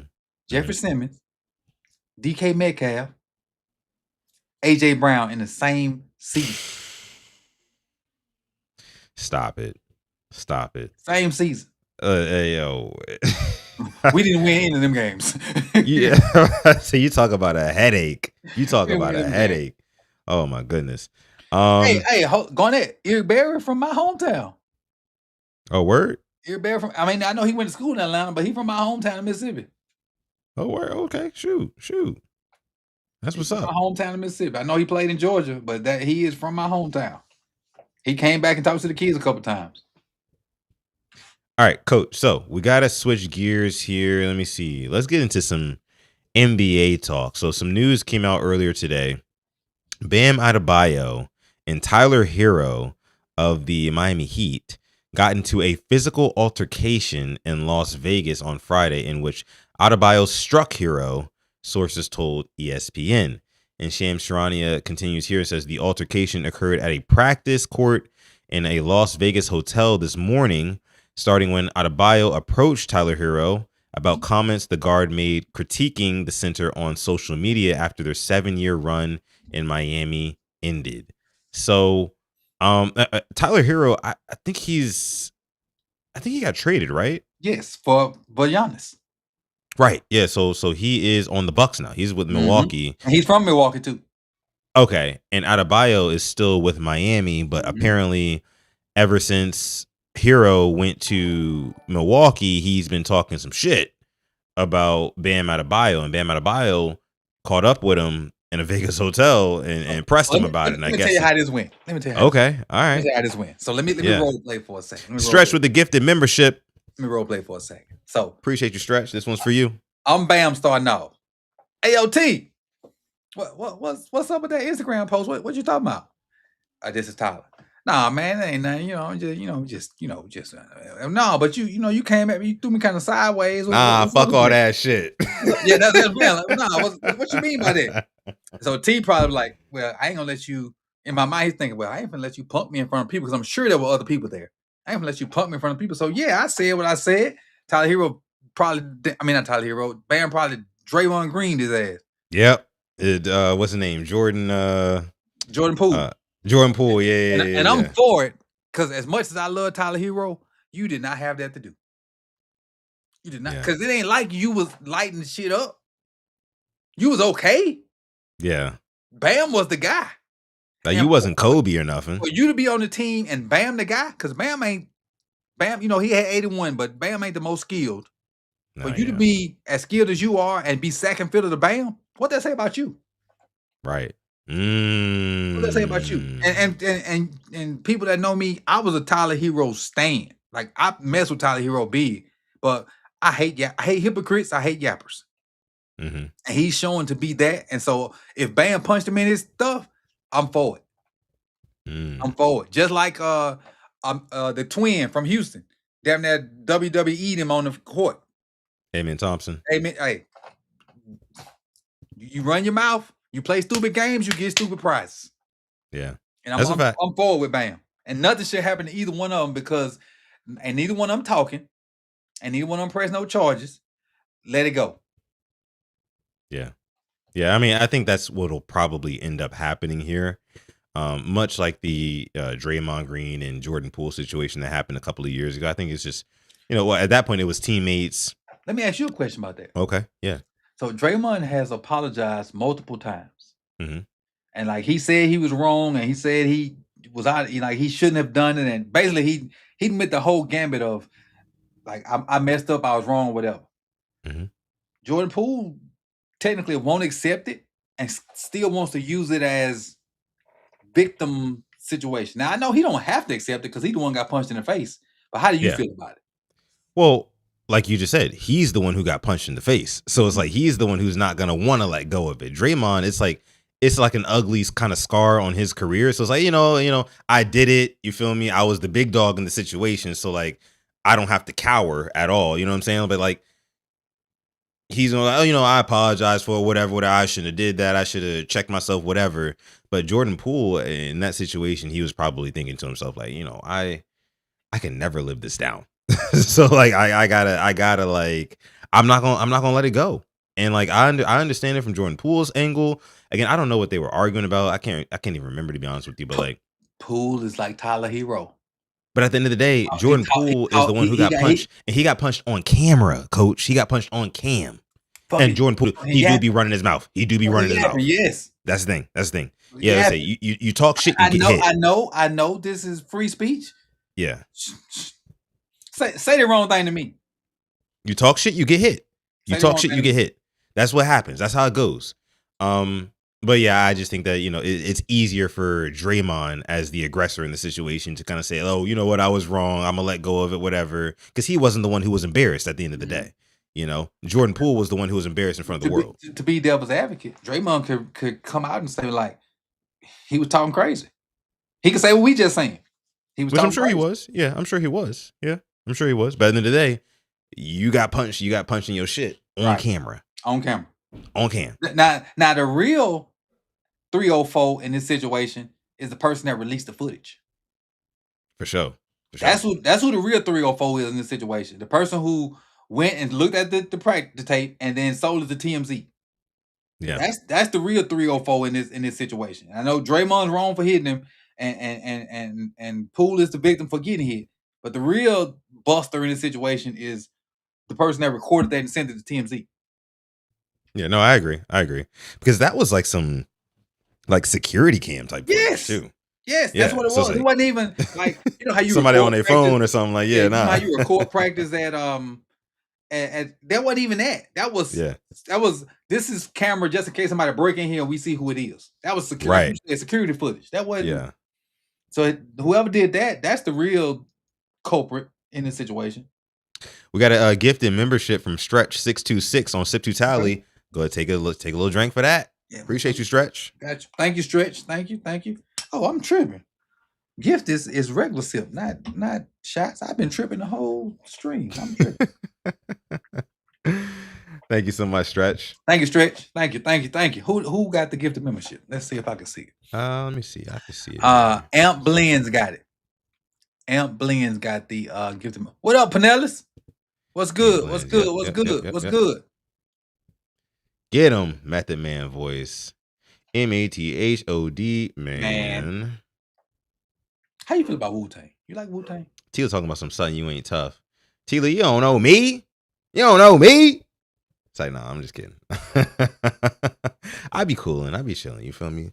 But don't. I ain't a killer, but don't push me. Yeah, I don't pretend. I don't pretend to be tough. I really don't. But like Coach just said, the sweetest joy next to getting. But like Coach just said. Don't push me. And I'm not talking to you, Tila. I'm just saying in general. Tila, that's my girl. I'm a big teddy bear, honestly. Unless you threaten my ladies. Yeah. And honestly, I'll be honest with you. And she's heard this a bunch of times, so it ain't nothing new. My wife has never seen me mad. Never. Really? Never. Really? In 10 years? Never? Never. Well, technically 16 years. 16 years. Yeah, never seen me mad. Like, I've been upset and, whatever, but she's never seen me mad. It's funny because I feel like my girl has never seen me actually mad either. She hasn't. Yeah, never. Like, I don't want her to ever see me mad. Yeah. And I'm sure it'll never be at her. But if I have to do something in public to defend her, she may actually see me mad, and then I don't think she wants to see that side of me. Yeah, it's not that's not a pretty. Switch that I really hope to stay buried forever. Mm-hmm. Especially at 50. Almost 50. Yeah. And me at 30. Like, I'm not a crash out. I don't claim to be a crash out, nothing like that. The last time I did crash out, I actually crashed out on one of my friends. Like, it was a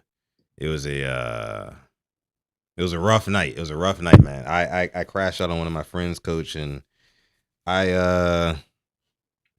long story short, beat him the fuck up for doing some shit that I didn't like. And I talked to him because here's the thing about me, like, I don't even want to get into the whole story. Okay. My friend, let it go. I'm about to say, we ain't got to go there. We just let it go. Some stuff ain't ready yet. Yeah, you know what I'm saying? He might be watching right now and shit like that. And he know it's all love and things like that. But like, got the better of him that night and chopped it up with him afterwards. Said, hey, look, bro, only reason I did that, only reason I went there is because you did this. You know what I'm saying? Nothing is ever unwarranted. You feel me? Like, that's what it comes down to with me. So But yeah, I ain't gonna get too deep into that. You feel me? Yeah. Anywho, but I will say this though, and this is a message for everybody out there. People that claim you have friends, if you've never went through stuff with them, don't call them your friend.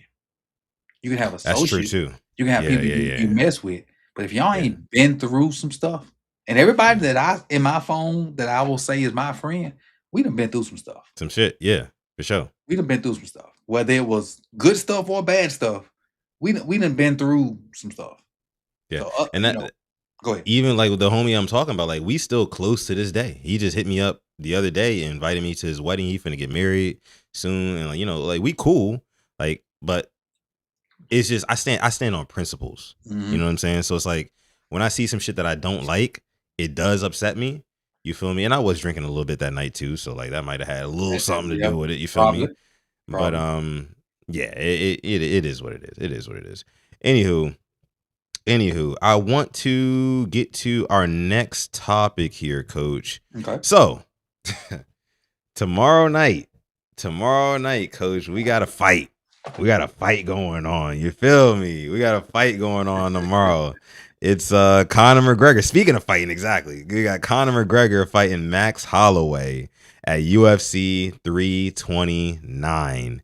And yesterday they had the face-off. They had the face-off between Max Holloway and Conor McGregor. And here it is right here. I'm going to show you guys. That's crazy.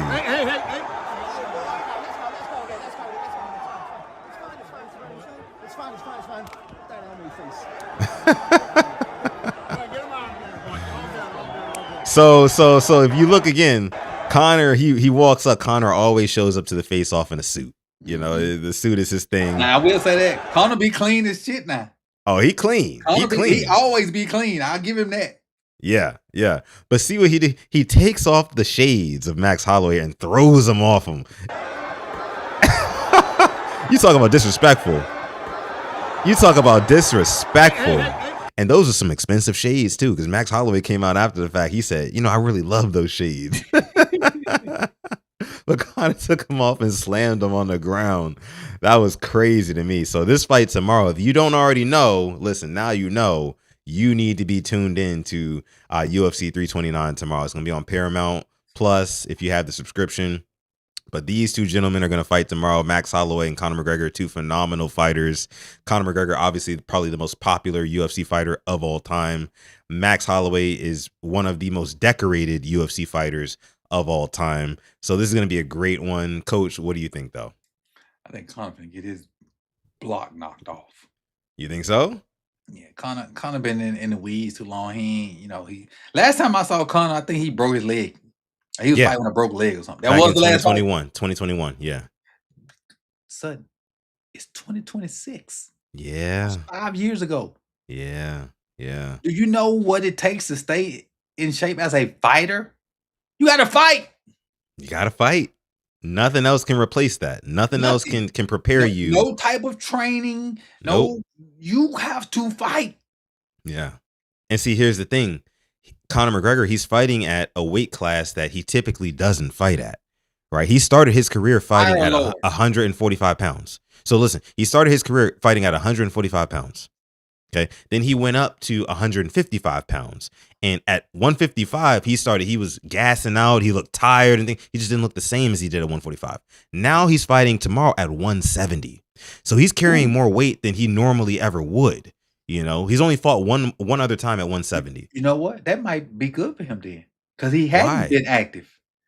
You inactive, you gonna pick up a little. You got money, you gonna pick up a little weight. Yeah. So that might be good for him. He might be comfortable at that weight. He might be more comfortable, but here's the thing, Coach. When you get in there and you start fighting this dude, Max Holloway, who literally his last fight was 3 months ago. So he's been mad active. Like when you start fighting this dude after the first round, once that adrenaline dump goes, you gonna be tired. He carrying a lot more weight than he's used to carrying in that octagon. Once that adrenaline gets dumped, he's gonna be taking deep breaths. Hands are gonna be on the hips. It's gonna be tough for him, bro. It's gonna be tough. So I'm taking Max Holloway in this fight. I am. And Max Holloway, listen. Max Holloway is Man, one of my favorite fighters of all time. One of the best boxers in the UFC of all time. I think he's gonna piece Conor up, and it's gonna be bad, and it's gonna be sad too. You know, but I hope, in my heart of hearts, I hope Conor wins. I hope Conor wins because Conor winning is better for the UFC at the end of the day. You know, everybody knows who Conor McGregor is. Even if you aren't a UFC fan, you probably know the name Conor McGregor. So, like, if he wins, it's going to be huge, and the sport's going to get propelled even further. But I just don't think it's going to happen. Yeah, I think it's going to be good. It's definitely going to be good entertainment because Conor is good entertainment. Yeah. But I will say that for people that don't watch UFC a lot, and I became a fan of UFC like around the COVID time, the undercards, make sure you watch the undercards. They're normally the better fights. Yeah. Undercard is going to be They're great. normally the better fights. Like when it come on at like 7.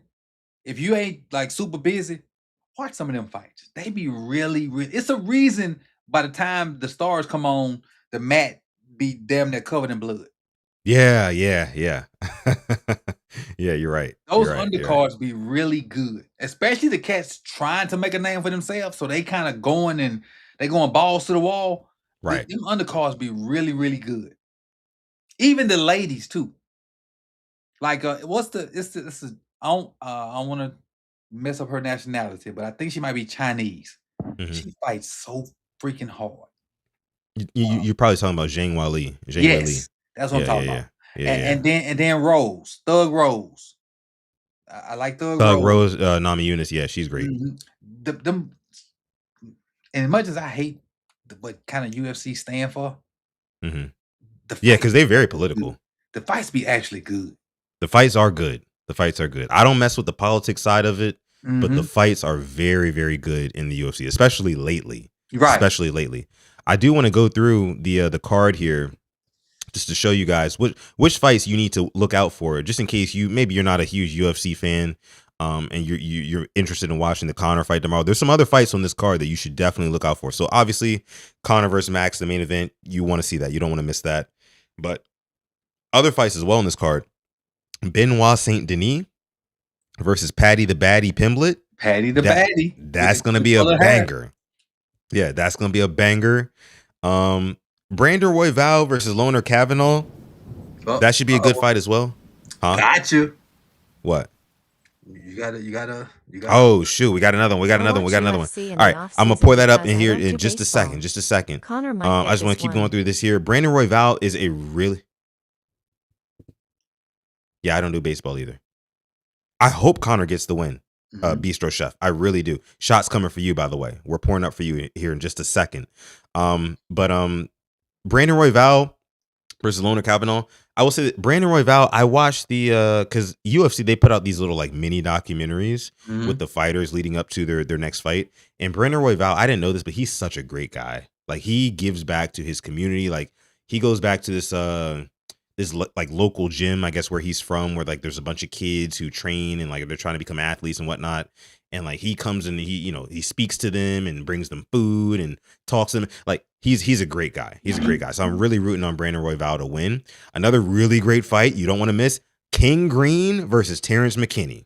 Boy, when I tell you this is going to be fireworks. I know 4th of July was last week, but tomorrow it's going to be another iteration of that. King Green versus Terrence McKinney is going to be a great fight. Okay, so there's that one. But like my guy Coach said, the prelims is where you really need to pay attention. So Nikita Krylov versus Robert Whittaker. Robert Whittaker, his nickname is Bobby Knuckles. This is going to be a phenomenal fight. You talk about two veterans in the UFC who have seen it all, have done it all. They've been knocked out. They've been Robert Whittaker's been champion. Krylov's never been champion. He's been close, but he's never been champion. But look like Krylov is ranked too. He is. He's number 12, and Whittaker is not ranked, only because Whittaker used to fight at middleweight. And he was ranked forever at middleweight, but he recently moved up to light heavyweight, so he's not ranked yet. You know, if he wins this fight, he'll probably end up being ranked. But outside of that, you also have Gable Steveson versus Elisha Ellison here. I don't know much about Elisha Ellison at all. He's really what they would call a can. Just a guy who they're lobbing to this other guy here, Gable Steveson. If you look at the odds here, Gable Steveson is minus 2,000. Damn. Right? He is supposed to walk through this guy because Gable Steveson, this is his first fight in the UFC. He is a D1. And he's favored? He's favored, yeah. He's a D1 Olympic level wrestler. And he's been on like some smaller like MMA circuits, and he's been dominating. He's a hugely like viral, popular name in the MMA community right now. This is his first fight in the UFC against this guy Elisha Ellison, who I've never even heard of. As a hardcore UFC fan, I've never heard of this guy, which means that they're expecting Gable Steveson to get him out of there easily so they can build his name. Gable Steveson also, he trains with John Jones. That's his number one head coach. Yeah. So there's that. You also have Cody Garbrandt. Cody No Love Garbrandt versus Adrian Yanez. That's going to be a great fight as well. Cody Garbrandt is a staple former champion in the UFC. Luke Riley is also a really good fight. There's some really, really good fights on this card. So if you're not doing anything tomorrow night, July 11th, make sure you tune in to UFC 329. No, this is not a paid ad or promotion. I'm just saying, y'all got to check this out because it's going to be a great fight. And of course, it's topped off with Conor McGregor making his return after 5 years laid off against Max Blessed Holloway. It's going to be a great fight. I cannot wait.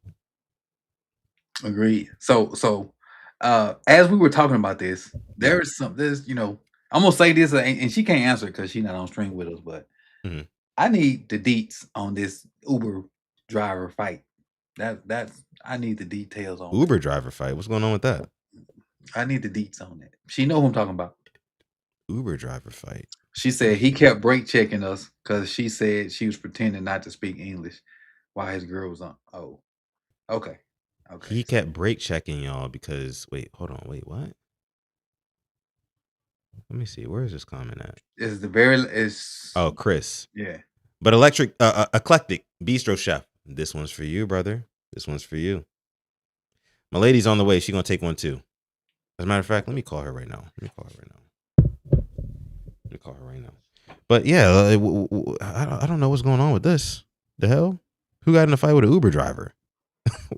Who you think? Chris.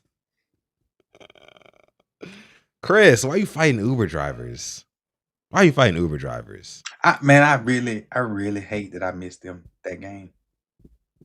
I really hate that because in Miami, we were all in Miami at the same time, and we were trying to get together before the game, but they weren't there like early, so by the time they got there, it was kind of time to go in the game. Yeah. So by the time they got to the point where we was gonna try to meet up, my damn foot was flaming. Like I got wheeled out of the Miami game in a wheelchair. That's how bad my foot was hurt. So I didn't get a chance to see them. What was Gene, Tila, and Chris. I didn't get a chance to see Ing Raven. And I did get a chance to see the guy from shit. What's the name of the show? What's another Ravens podcast out here? In Florida? No, they in Baltimore. Just in general. They be in Nitro's chat all the time. I can't think of the name. Getting old sucks. They do wrestling stuff. They do Raven stuff. Shit, I can't think of the name. I would say I don't know. I might have put it in the chat in a minute, and then I'll pop it up. Flex Zone, that's it. Thank you, Ashley. Flex Zone. Flex Zone. Flex Zone. I met the guys from Flex Zone, and we chopped it up before game. I saw DDSQ, but by the time it was trying to meet up with them, my foot, I couldn't even walk. The lady basically wheeled me out to where the cars start lining up at. So, but I definitely will be in Atlanta this year. And then I got that weight off me too, so I shouldn't have those foot problems anymore. So I should be good. But I'll definitely be in Atlanta. My ticket's already secured, and may be there early to kick it. But I just hate I missed them on that right there. Hey man, you might got make it out to Houston. Yeah, come on. But I'll be in San Antonio. The thing is, do I want to take that extra day off? Because that game is Sunday going back. I'll be headed back home. But so it's definitely on the radar. It's definitely on the radar. Like you said, I wish we would have been tight like this the last time. Well, look, see, here's the thing. I was at the Beyonce Bowl. Oh yeah, because I was there too, and I was mad that I didn't see you but we weren't tight back then. But I will say this: if you do come back for the Houston game this year, and you need a place to stay, you got a place to stay. Well, the thing is, if I come back, it's gonna be 4 of us. So we'll probably go back to San Antonio. It'll be me, my wife, my daughter, and my mother-in-law. Because that's the 4 that went to the game last year, and so my mother-in-law has become a default Ravens fan because of the channel. Nice. Well, either way, I mean, shoot, we don't mind. You know, hospitality over here is you know, we with it. You feel me? And I got one of my dogs that live in Houston. Out there? Okay. Nice. Matter of fact, guess who lives above him? Who that? Amin Thompson. Was it in a high rise or something like that? Mm-hmm. Okay. Damn. That's what's up. Hey, Amin Thompson, he that boy. I like Amin Thompson. Definitely that. Bistro Chef, appreciate you, brother. This one's you got one from Wandering Raven. You got yours for I do. We do this together. That's what Wandering Raven says. Either of you listen to Sean Payton INTV about Doyle interview about Doyle. Talked about his joker position and how they scouted Randall. Still think they upgrade the running back room, but it was interesting to hear. I have not. So I need to go check that out. I got to drive tomorrow, so I need to check that out. I haven't. Yeah, I didn't hear about that. What Wandering Raven? If you're still here, what channel? What channel was it on? What channel was it on? Yeah. Let me know what channel it was on, and I'll definitely go check that out. Because y'all think it's funny, but when I say a football junkie, that is me. Yeah, that is me. Yeah, my wife will tell you that football is the mistress. You ready, Coach? I'm ready. Hold on. All right, here we go. Toodaloo. Come on. We in here. Toodaloo. Here we go. What was that saying you had again? Up to it, down to it. F those who don't do it. We do it because we used to it. Drink, motherfucker, drink. Right, that is then. I'm trying to get a little lit. Where's the other ones at? She said she trying to get lit. That's what she said. Thank you so much, Bistro Chef. Oh, look who we got in the house. LBHT lunch break hot take is in the building. What's going on, Jose? He says, fellas, giving that salute. What's going on, brother? Appreciate you for coming through. We had a great episode with Lunch Break Hot Take right here on the Purple Rain Podcast YouTube channel on Monday. Me, Alex, Jose, and Brodney. We got into a lot of different things. We got into the Bateman debate. You know, that was entertaining. Make sure you go check that out. That was great. It was fun. It was a lot of fun. So shout out to them. We got to have them back on soon. Yeah. That needs to be chopped up and made short. Yeah. And see, that's bro. I gotta talk to you off stream about that. Like I gotta talk to you off stream about that. Okay. But yeah, thank y'all so much for coming through LBHT show. Make sure y'all go subscribe to the LBHT Lunch Break Hot Take Show. They got a lot of big things coming. On that show. The Pick'em League. I about to say I don't want to spoil anything, but like, you know, just make sure y'all go subscribe. Okay. I don't think I had anything else concrete to get into, Coach. Anything else you had, or the more Sip the Tally Power Rankings? Oh yeah, that's right. Damn. All right, let me get to that. Hold on, let me get to that. Which one should I bring up? Really, I can just kind of give you like what we have so far, and kind of you tell me how you feel about it. Honestly. Okay. You tell me how you feel about it. So today is what? What's today? I don't want to give away where I'm at because I'm ahead. I'm ahead of myself. So I'm like a week ahead. So I don't want to give away where I'm at. Today is, what is today? The 10th. Happy birthday, Grandma. R.I.P. I love you. Happy birthday. So we're at team 23. So I'll give you teams 32 to 23. So if you haven't seen it, so this is where we at. Team 32 was the Miami Dolphins. Team 31, the Las Vegas Raiders. Team 30, the New York Giants. Okay. Team 29, the Cleveland Browns. Mm-hmm. Team 28, the Saints. Mm-hmm. Team 27, the Titans. Mm-hmm. Team 26, the Vikings. Team 25, the Cardinals. Team 24, the Commanders. And Team 23, Brodney gonna kill me for this, the Panthers. So that's where we've made it so far. So you got that makes sense. Oh, I like that. I mean, Commanders for me might be a little low, but I understand like after what happened last season, I get it. You know, you want to see if like Jaden Daniels can really get back to that rookie season form. Right. Yeah. So I want to explain the process. Okay. So what I do is I take 9 positions and rank them 1 through 32. And then I, basically, so if you got a 1 quarterback room and then you got a 5 running back room, and I basically take the average of that number. You want to have the lowest number. And so I've done that for like the past 3 or 4 years. The only thing I've done different this year is I've put more weight on the quarterback room because we know having a legit quarterback matters in the NFL. In the past, I've done it where the quarterback room was just as equal to the running backs. And we know in real life that shit ain't true. Yeah, so they're not weighted the same. This year is the first year I've overweighted the quarterbacks. Okay. And that is not just quarterback 1. Even though quarterback 1 has a significant, percentage or whatever. But if you got a starter that is now the backup, that weighs in it too. Kind of like Joe Burrow and Joe Flacco type of deal. Yes. Yeah. So that weighs in it too. And then like the running backs, I don't just take the number 1 running back. It's Wandering Raven, another super chat. Appreciate it. Wandering Raven says big play Baltimore channel. Definitely go check that out. Wait, isn't that Jason Lockenfora? Maybe. I know a lot of Ravens fans hate Jason Lockenfora. I know a boatload of them. A boatload of them hate it. A boatload of them hate it.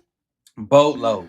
Wandering Raven, appreciate you, brother. The categories I got is quarterback, running back, wide receiver, tight end, offensive line, D-line, edge I put together, linebackers, inside linebackers, not outside linebackers. So I put them with the edge group.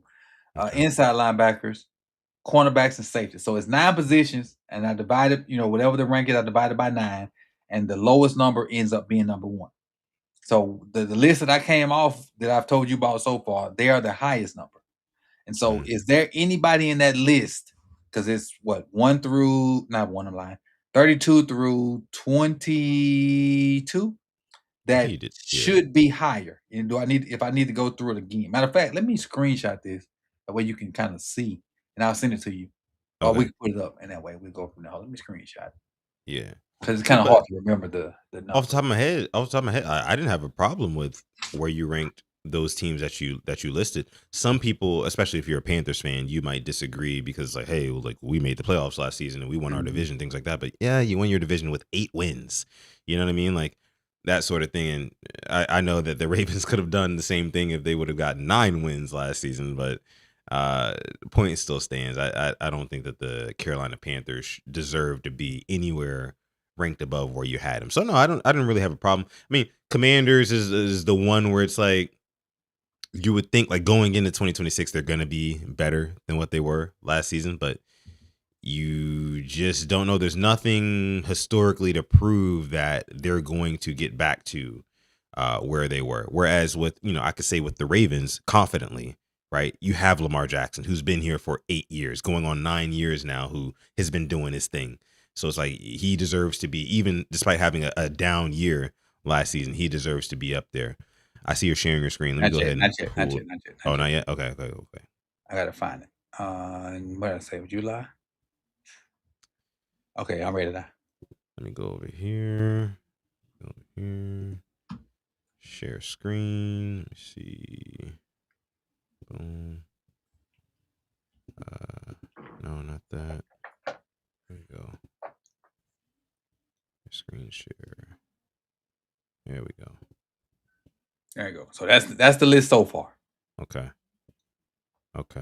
So again, like you said, Dolphins 32, Raiders, Giants, Browns, Saints, Titans, Vikings, Cardinals, Commanders. Jose say your name is going in Brighton's book, son.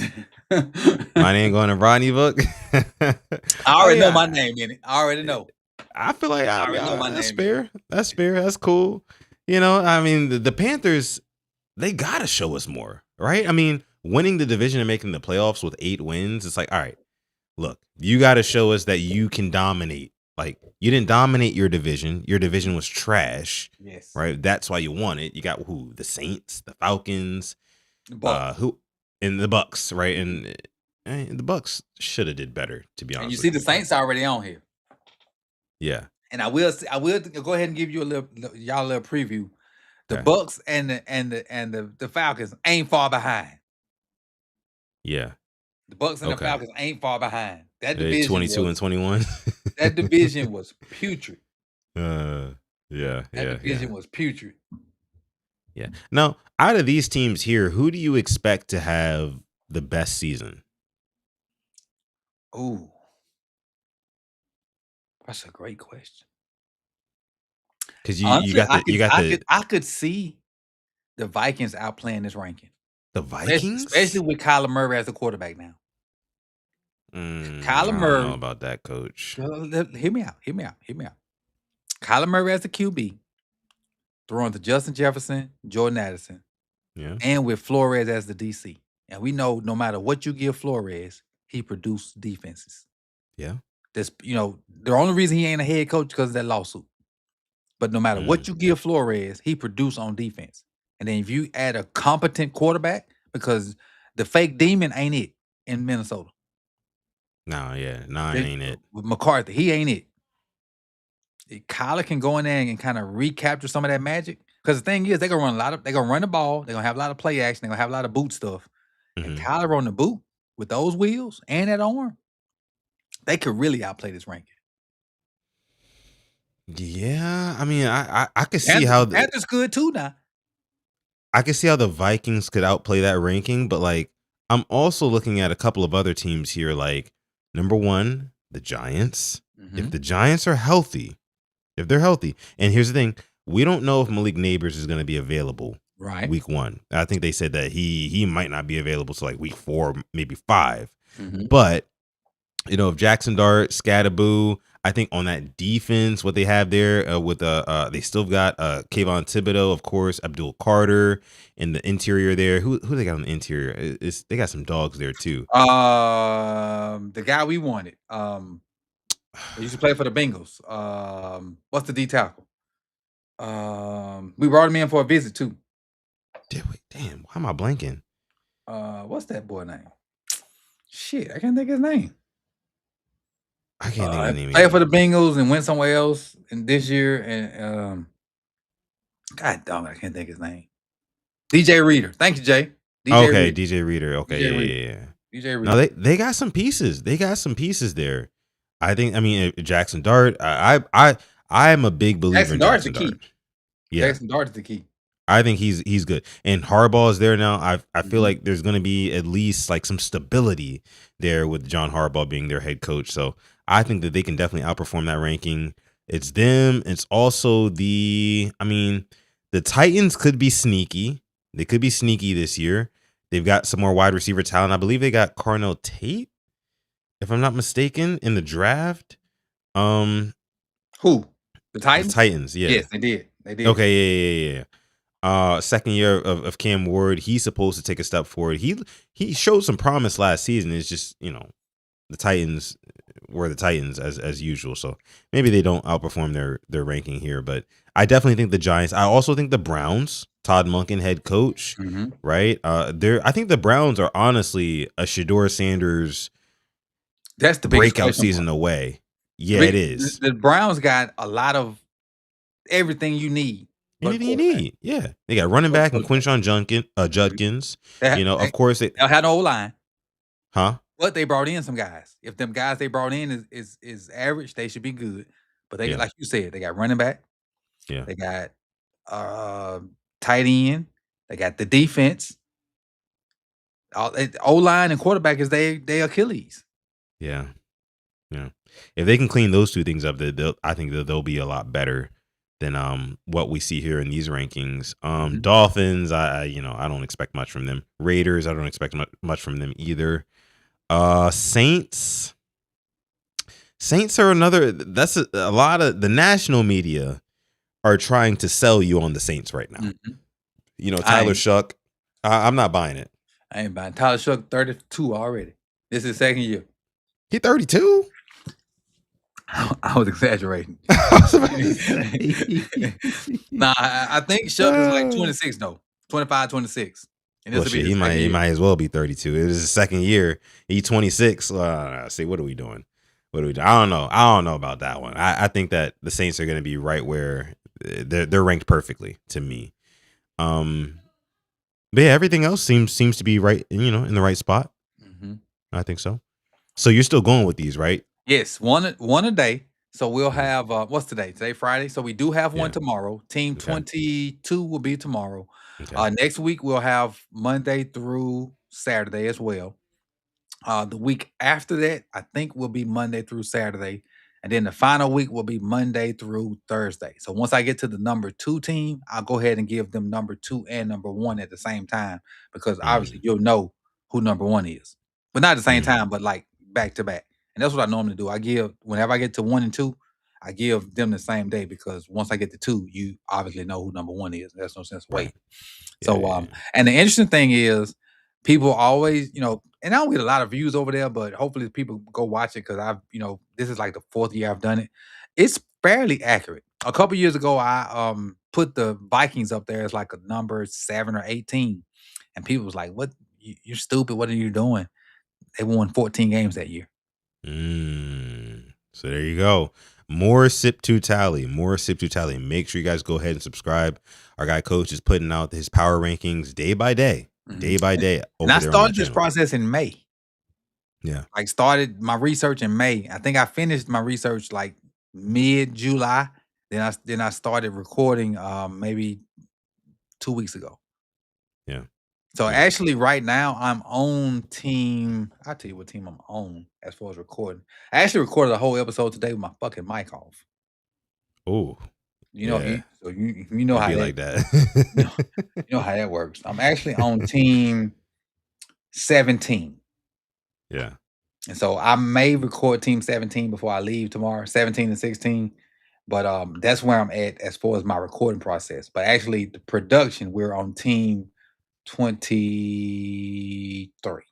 So I got, you know, I got a little leeway, whatever. But for the most part, and then I think it's supposed to end on August 6th.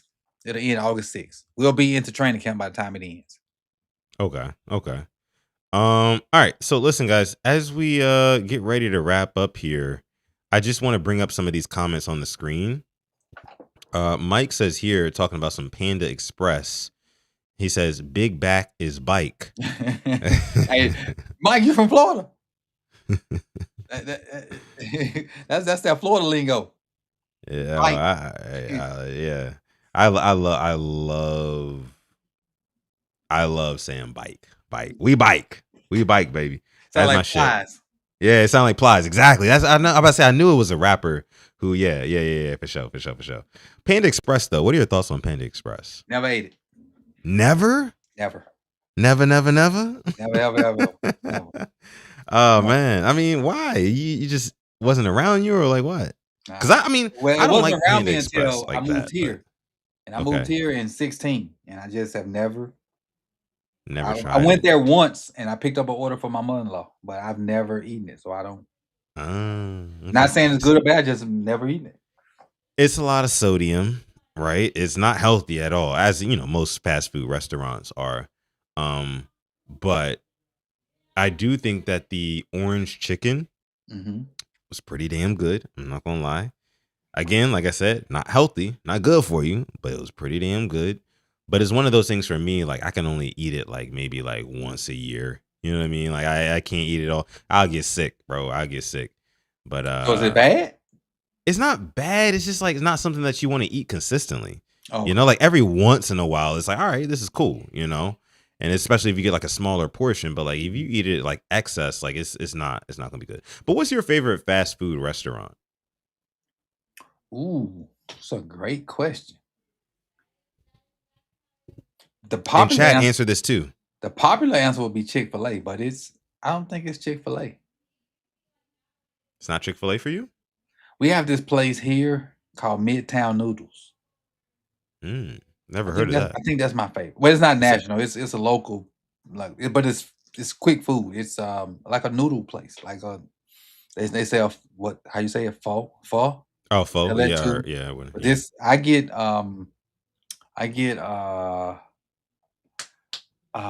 shit. I don't get pho. Pad Thai. I've heard of that. I've never had it, but I've heard of it. I get Pad Thai. Now, yeah. When I was big backing, my favorite restaurant was Burger King. I love the Whopper. The Whopper? I love the Whopper. I ain't had a Whopper. I can't tell you the last time I had a Whopper. When I was big backing, it was Burger King. I thought that. So, let me know, because I've been hearing this rumor lately that McDonald's, if you order their quarter pounder, that's like real beef, like real actual beef. And like, I see your face that you're making right now. Like, I'm doubting that. You doubting it. I get it. I understand. But like, the Whopper, I would assume, is also probably not real beef either. You know? May not be, but I just know I haven't. This is 2026. I think the last time I've eaten McDonald's may be like 07, 08. Shortly after, what was the movie, the documentary? Super Size Me? Super Size Me, yeah. That dude died. Did you know that? No, I did not know that. Yeah, he died like last year. Shortly after that, I did not, because I also saw a study. They put a Whopper, not a Whopper, a McDonald's patty on just a counter. Some random person. They put it on a counter and just left it there. Left it there for like 2 months. Never molded. Never, none of that. I'm like, no, that's not possible. I leave food out. It's supposed to perish. Something's going to happen to it. Something is supposed to happen to it. If I leave it out, something's supposed to happen. It's supposed to get some fuzz on it or something. Yeah, if it ain't perishing, it's a problem. and then the last thing that McDonald's had a hold on me was the darn McGriddles. Oh yeah, me too. That was the last thing I had to. I was a fiend for the McGriddles for sure. Ooh, the McGriddles, but also the chicken selects back in the day. From my chicken selects. I don't think I had that. It was a little. Was that the wrap? No, it was the chicken tenders. It was like the little tenders. They called them chicken selects, and those ones were crispy, juicy on the inside. Those were so good. Outside of that, I mean, I'm not a McDonald's, patron at all nowadays. The last time I had McDonald's, I think was probably about a year ago. I went to go pick up some McDonald's for one of my like younger like little cousins or something like that, and I just picked myself up some fries, because the fries from McDonald's, like hot fries, you can't beat the fries. Yeah, them hit. They hit. Yeah, for sure. Them salted fries, they hit. The wife said the other day, was like, "Is we gonna have to go back to McDonald's for fries?" Matter of fact, it might have been yesterday she said that. But yeah, the hot fries from McDonald's hit. Yeah. To this day, they gotta be hot though. They gotta be hot. They gotta be hot and salted. Yeah, they gotta be hot and salted. Yeah, they hit. My favorite fast food restaurant, I definitely, my default, I gotta go Chick-fil-A. I know it's the boring answer, but like, it seems like the cleanest and like the higher quality service, all that. You know what I'm saying? And like, even still to this day, like I don't eat Chick-fil-A all that often. I probably, at this point, like in the last 365 days, I've probably eaten Chick-fil-A maybe 3 times. Maybe 3 times. But out here, on the way to work.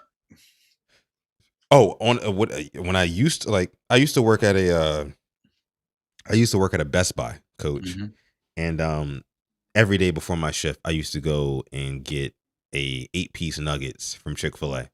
That's what I had yesterday. I had nuggets with barbecue sauce, and I eat that on my way to work. Literally in my car on my way to Best Buy, about to clock in. I'd eat my. You could pop them. You can pop while you're driving. Exactly. But out here in Texas, we got this place called Torchy's Tacos. That's really, really good. And I haven't seen it like anywhere else, but Torchy's Tacos, Torch. I mean, it's literally just gourmet tacos, like made to order type tacos. They've got chicken fajita, they got beef and pork, they got shrimp. I get these fried shrimp Baja tacos, so good.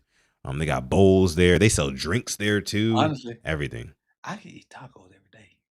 Yeah. for sure. I love me some tacos. I can eat tacos every day. Fire. Jay said Burger Boy here in San Antonio. So I gotta, when I go back for Thanksgiving, I'm gonna make sure I try that place, Burger Boy. Matter of fact, me and Jay got together for brunch. When I went to that San Antonio last time, because I knew he lived in San Antonio, so we got together for a little, little hangout session or whatever. Went out and ate. That's what's up. I'd love to meet some people out here who like live around me and stuff like that. Especially like during the season and stuff. Like that'd be really dope. Tila said, "Weren't you and Jess there the other day live streaming?" No, Tila, we weren't at Torchy's. We were at an actual restaurant that was called Lupe Tortilla, which is a actual like sit down restaurant here in Texas, and that place is fire as well. You talk about the best Tex-Mex food that you could ever try. Lupe Tortilla. If you ever come out to Texas, definitely try Lupe Tortilla. Jay the Six says, "Can confirm Torchy's tacos, fried shrimp tacos are amazing." Yes, Jay. You know what I'm talking about. I just had some yesterday, man. I crushed them too. Hey, so Ashley said something about poke. Now, poke bowls, is good. Poke is good. By the way, what up, Ashley? But I had poke in Hawaii. That shit was amazing. I bet. Amazing. Yeah. It felt like the fish that I was eating had just came out the water. It just came out the water. It was amazing. Oh man. I've never had a poke bowl before. I've heard a lot about them, but like what like, so there's fish and what else? Just little, vegetables or whatnot, but it's pretty much almost raw fish almost. So are you also a sushi guy? Definitely. Okay. Definitely. See, I've never been a big sushi guy. Plate of volcano rolls, you won't hear me say a word. What the hell is a volcano roll? Look it up. Look it up? All right, let me see. It's sushi with little extra things on and whatnot. Volcano Look it up. Roll. Let me see. And I'm going to share it with the chat too, because I ain't never heard of this before. A volcano roll. Hold on. Let me share. A sushi burrito. I ain't never heard of a sushi burrito. I bet that is good. Volcano roll. This look accurate? Yeah, it look accurate. Especially that one right there. So what is it? What is that in there? Like it's like is that like crab or something? Some of them have crab in them. Some of them have this a bunch of different things. Okay, so it says a volcano roll is a sushi roll, usually California or crab roll base, topped with a fiery baked mixture of seafood, scallop. I love scallops. Crab or shrimp, spicy mayo, and tobiko. Key ingredients include sushi rice, nori, crab stick, or chopped shellfish, avocado, cucumber, and sauces like sriracha or eel sauce. It is known for its erupting, spicy, savory, and creamy flavor profile. That sound about right, Coach? Yep, and it's not overly spicy. Okay. Because I don't like hot food. You don't like hot food? I love hot food. I love it. I mean, I don't like to be sweating. You know what I'm saying? But like, I like to feel the spice. The only food that I want to feel the spice in is crawfish. And see, that's the thing. I've never had crawfish, Coach. Never had it. And I'm out here in Houston. They're big on it out here too. And I'm probably gonna have some this weekend. But yeah, I would some crawfish up. I need crawfish and a beer. My crawfish need to make my nose run. That's the only food I want that's spicy. I need my crawfish to make my nose run. Yeah. I never tried crawfish. So like, crawfish is not something that you can just eat whole. Don't you gotta like peel it apart and stuff? You gotta peel it, yeah. You gotta peel it. Some people suck the head. I don't. But as far as the meat, I mess it up. Yeah. Mess it up. I gotta try that. I gotta try it. I gotta see what it's hitting on. I know it's really big in Louisiana. And it's really big in Houston. Yeah, it is. It's huge in Houston, yeah, for sure. But I've heard it like kind of like originated in Louisiana, kind of like in that Louisiana. Yeah. Let's see. Jay said crawfish po' boy with a pineapple big shot. Change. No. Shrimp po' boy would change your life. A good shrimp po' boy would change your life, Jay. I beg all available pardons. What I do, Tila? What? Yeah, what do you do? What do you do? What I do? You can't just leave us in the blind like this. What?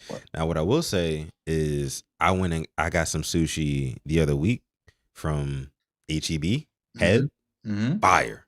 I got a what was it? It was like a shrimp tempura roll or something like that. Yep, fire. Hey, I had some sushi the other day from Publix. Fire. Oh, Publix fire too. Fire. I love me some Publix. Whenever I go to Florida, I'm in Publix because they got the best deals. Like they got some really good deals in Publix. Oh, definitely. Yeah, definitely. I went to Publix and I got like a case of beer, right? And it was like they was talking about some buy one case get another case free.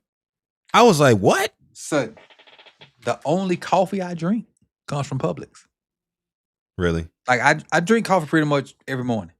If I'm out of it from Publix, I don't want a regular coffee. It's a San Antonio blend from HEB. I mean, I said Publix. I mean Hale. Okay. That if I don't have that, because my mother-in-law kind of keeps me, in the loop. And if she don't send me none, and I can't get my homeboy from Houston to send it, the last resort is to get it from Amazon. But Amazon is extra expensive. So I try to, like, my mother-in-law, her birthday gifts or her Father's Day gifts or whatever, or Christmas gifts to me is coffee, because she know how much I love it. Yeah, that's the only coffee I drink. But definitely, Bistro Chef. definitely need to link up. Definitely.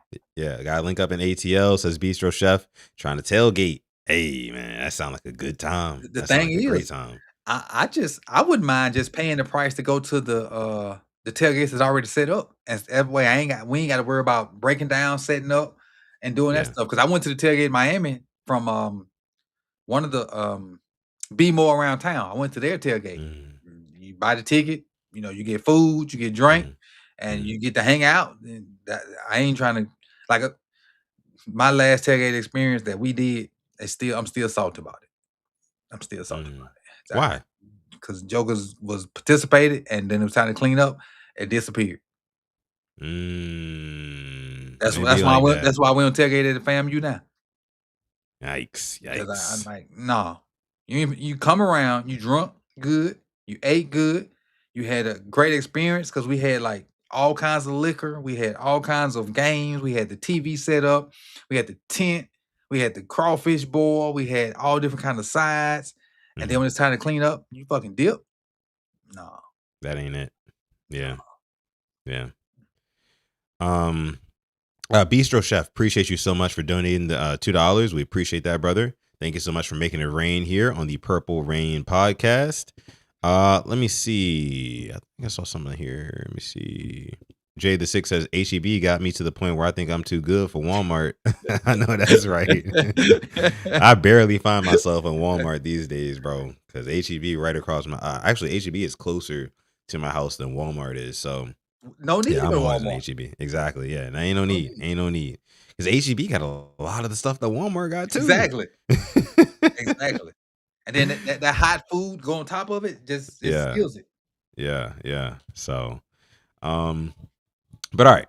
So I think we've gotten through pretty much everything here, Coach. We about 2.5 hours in. Let's go ahead and shut this thing down, Coach. Yeah, I'm hungry too. And I have to piss. Not gonna lie.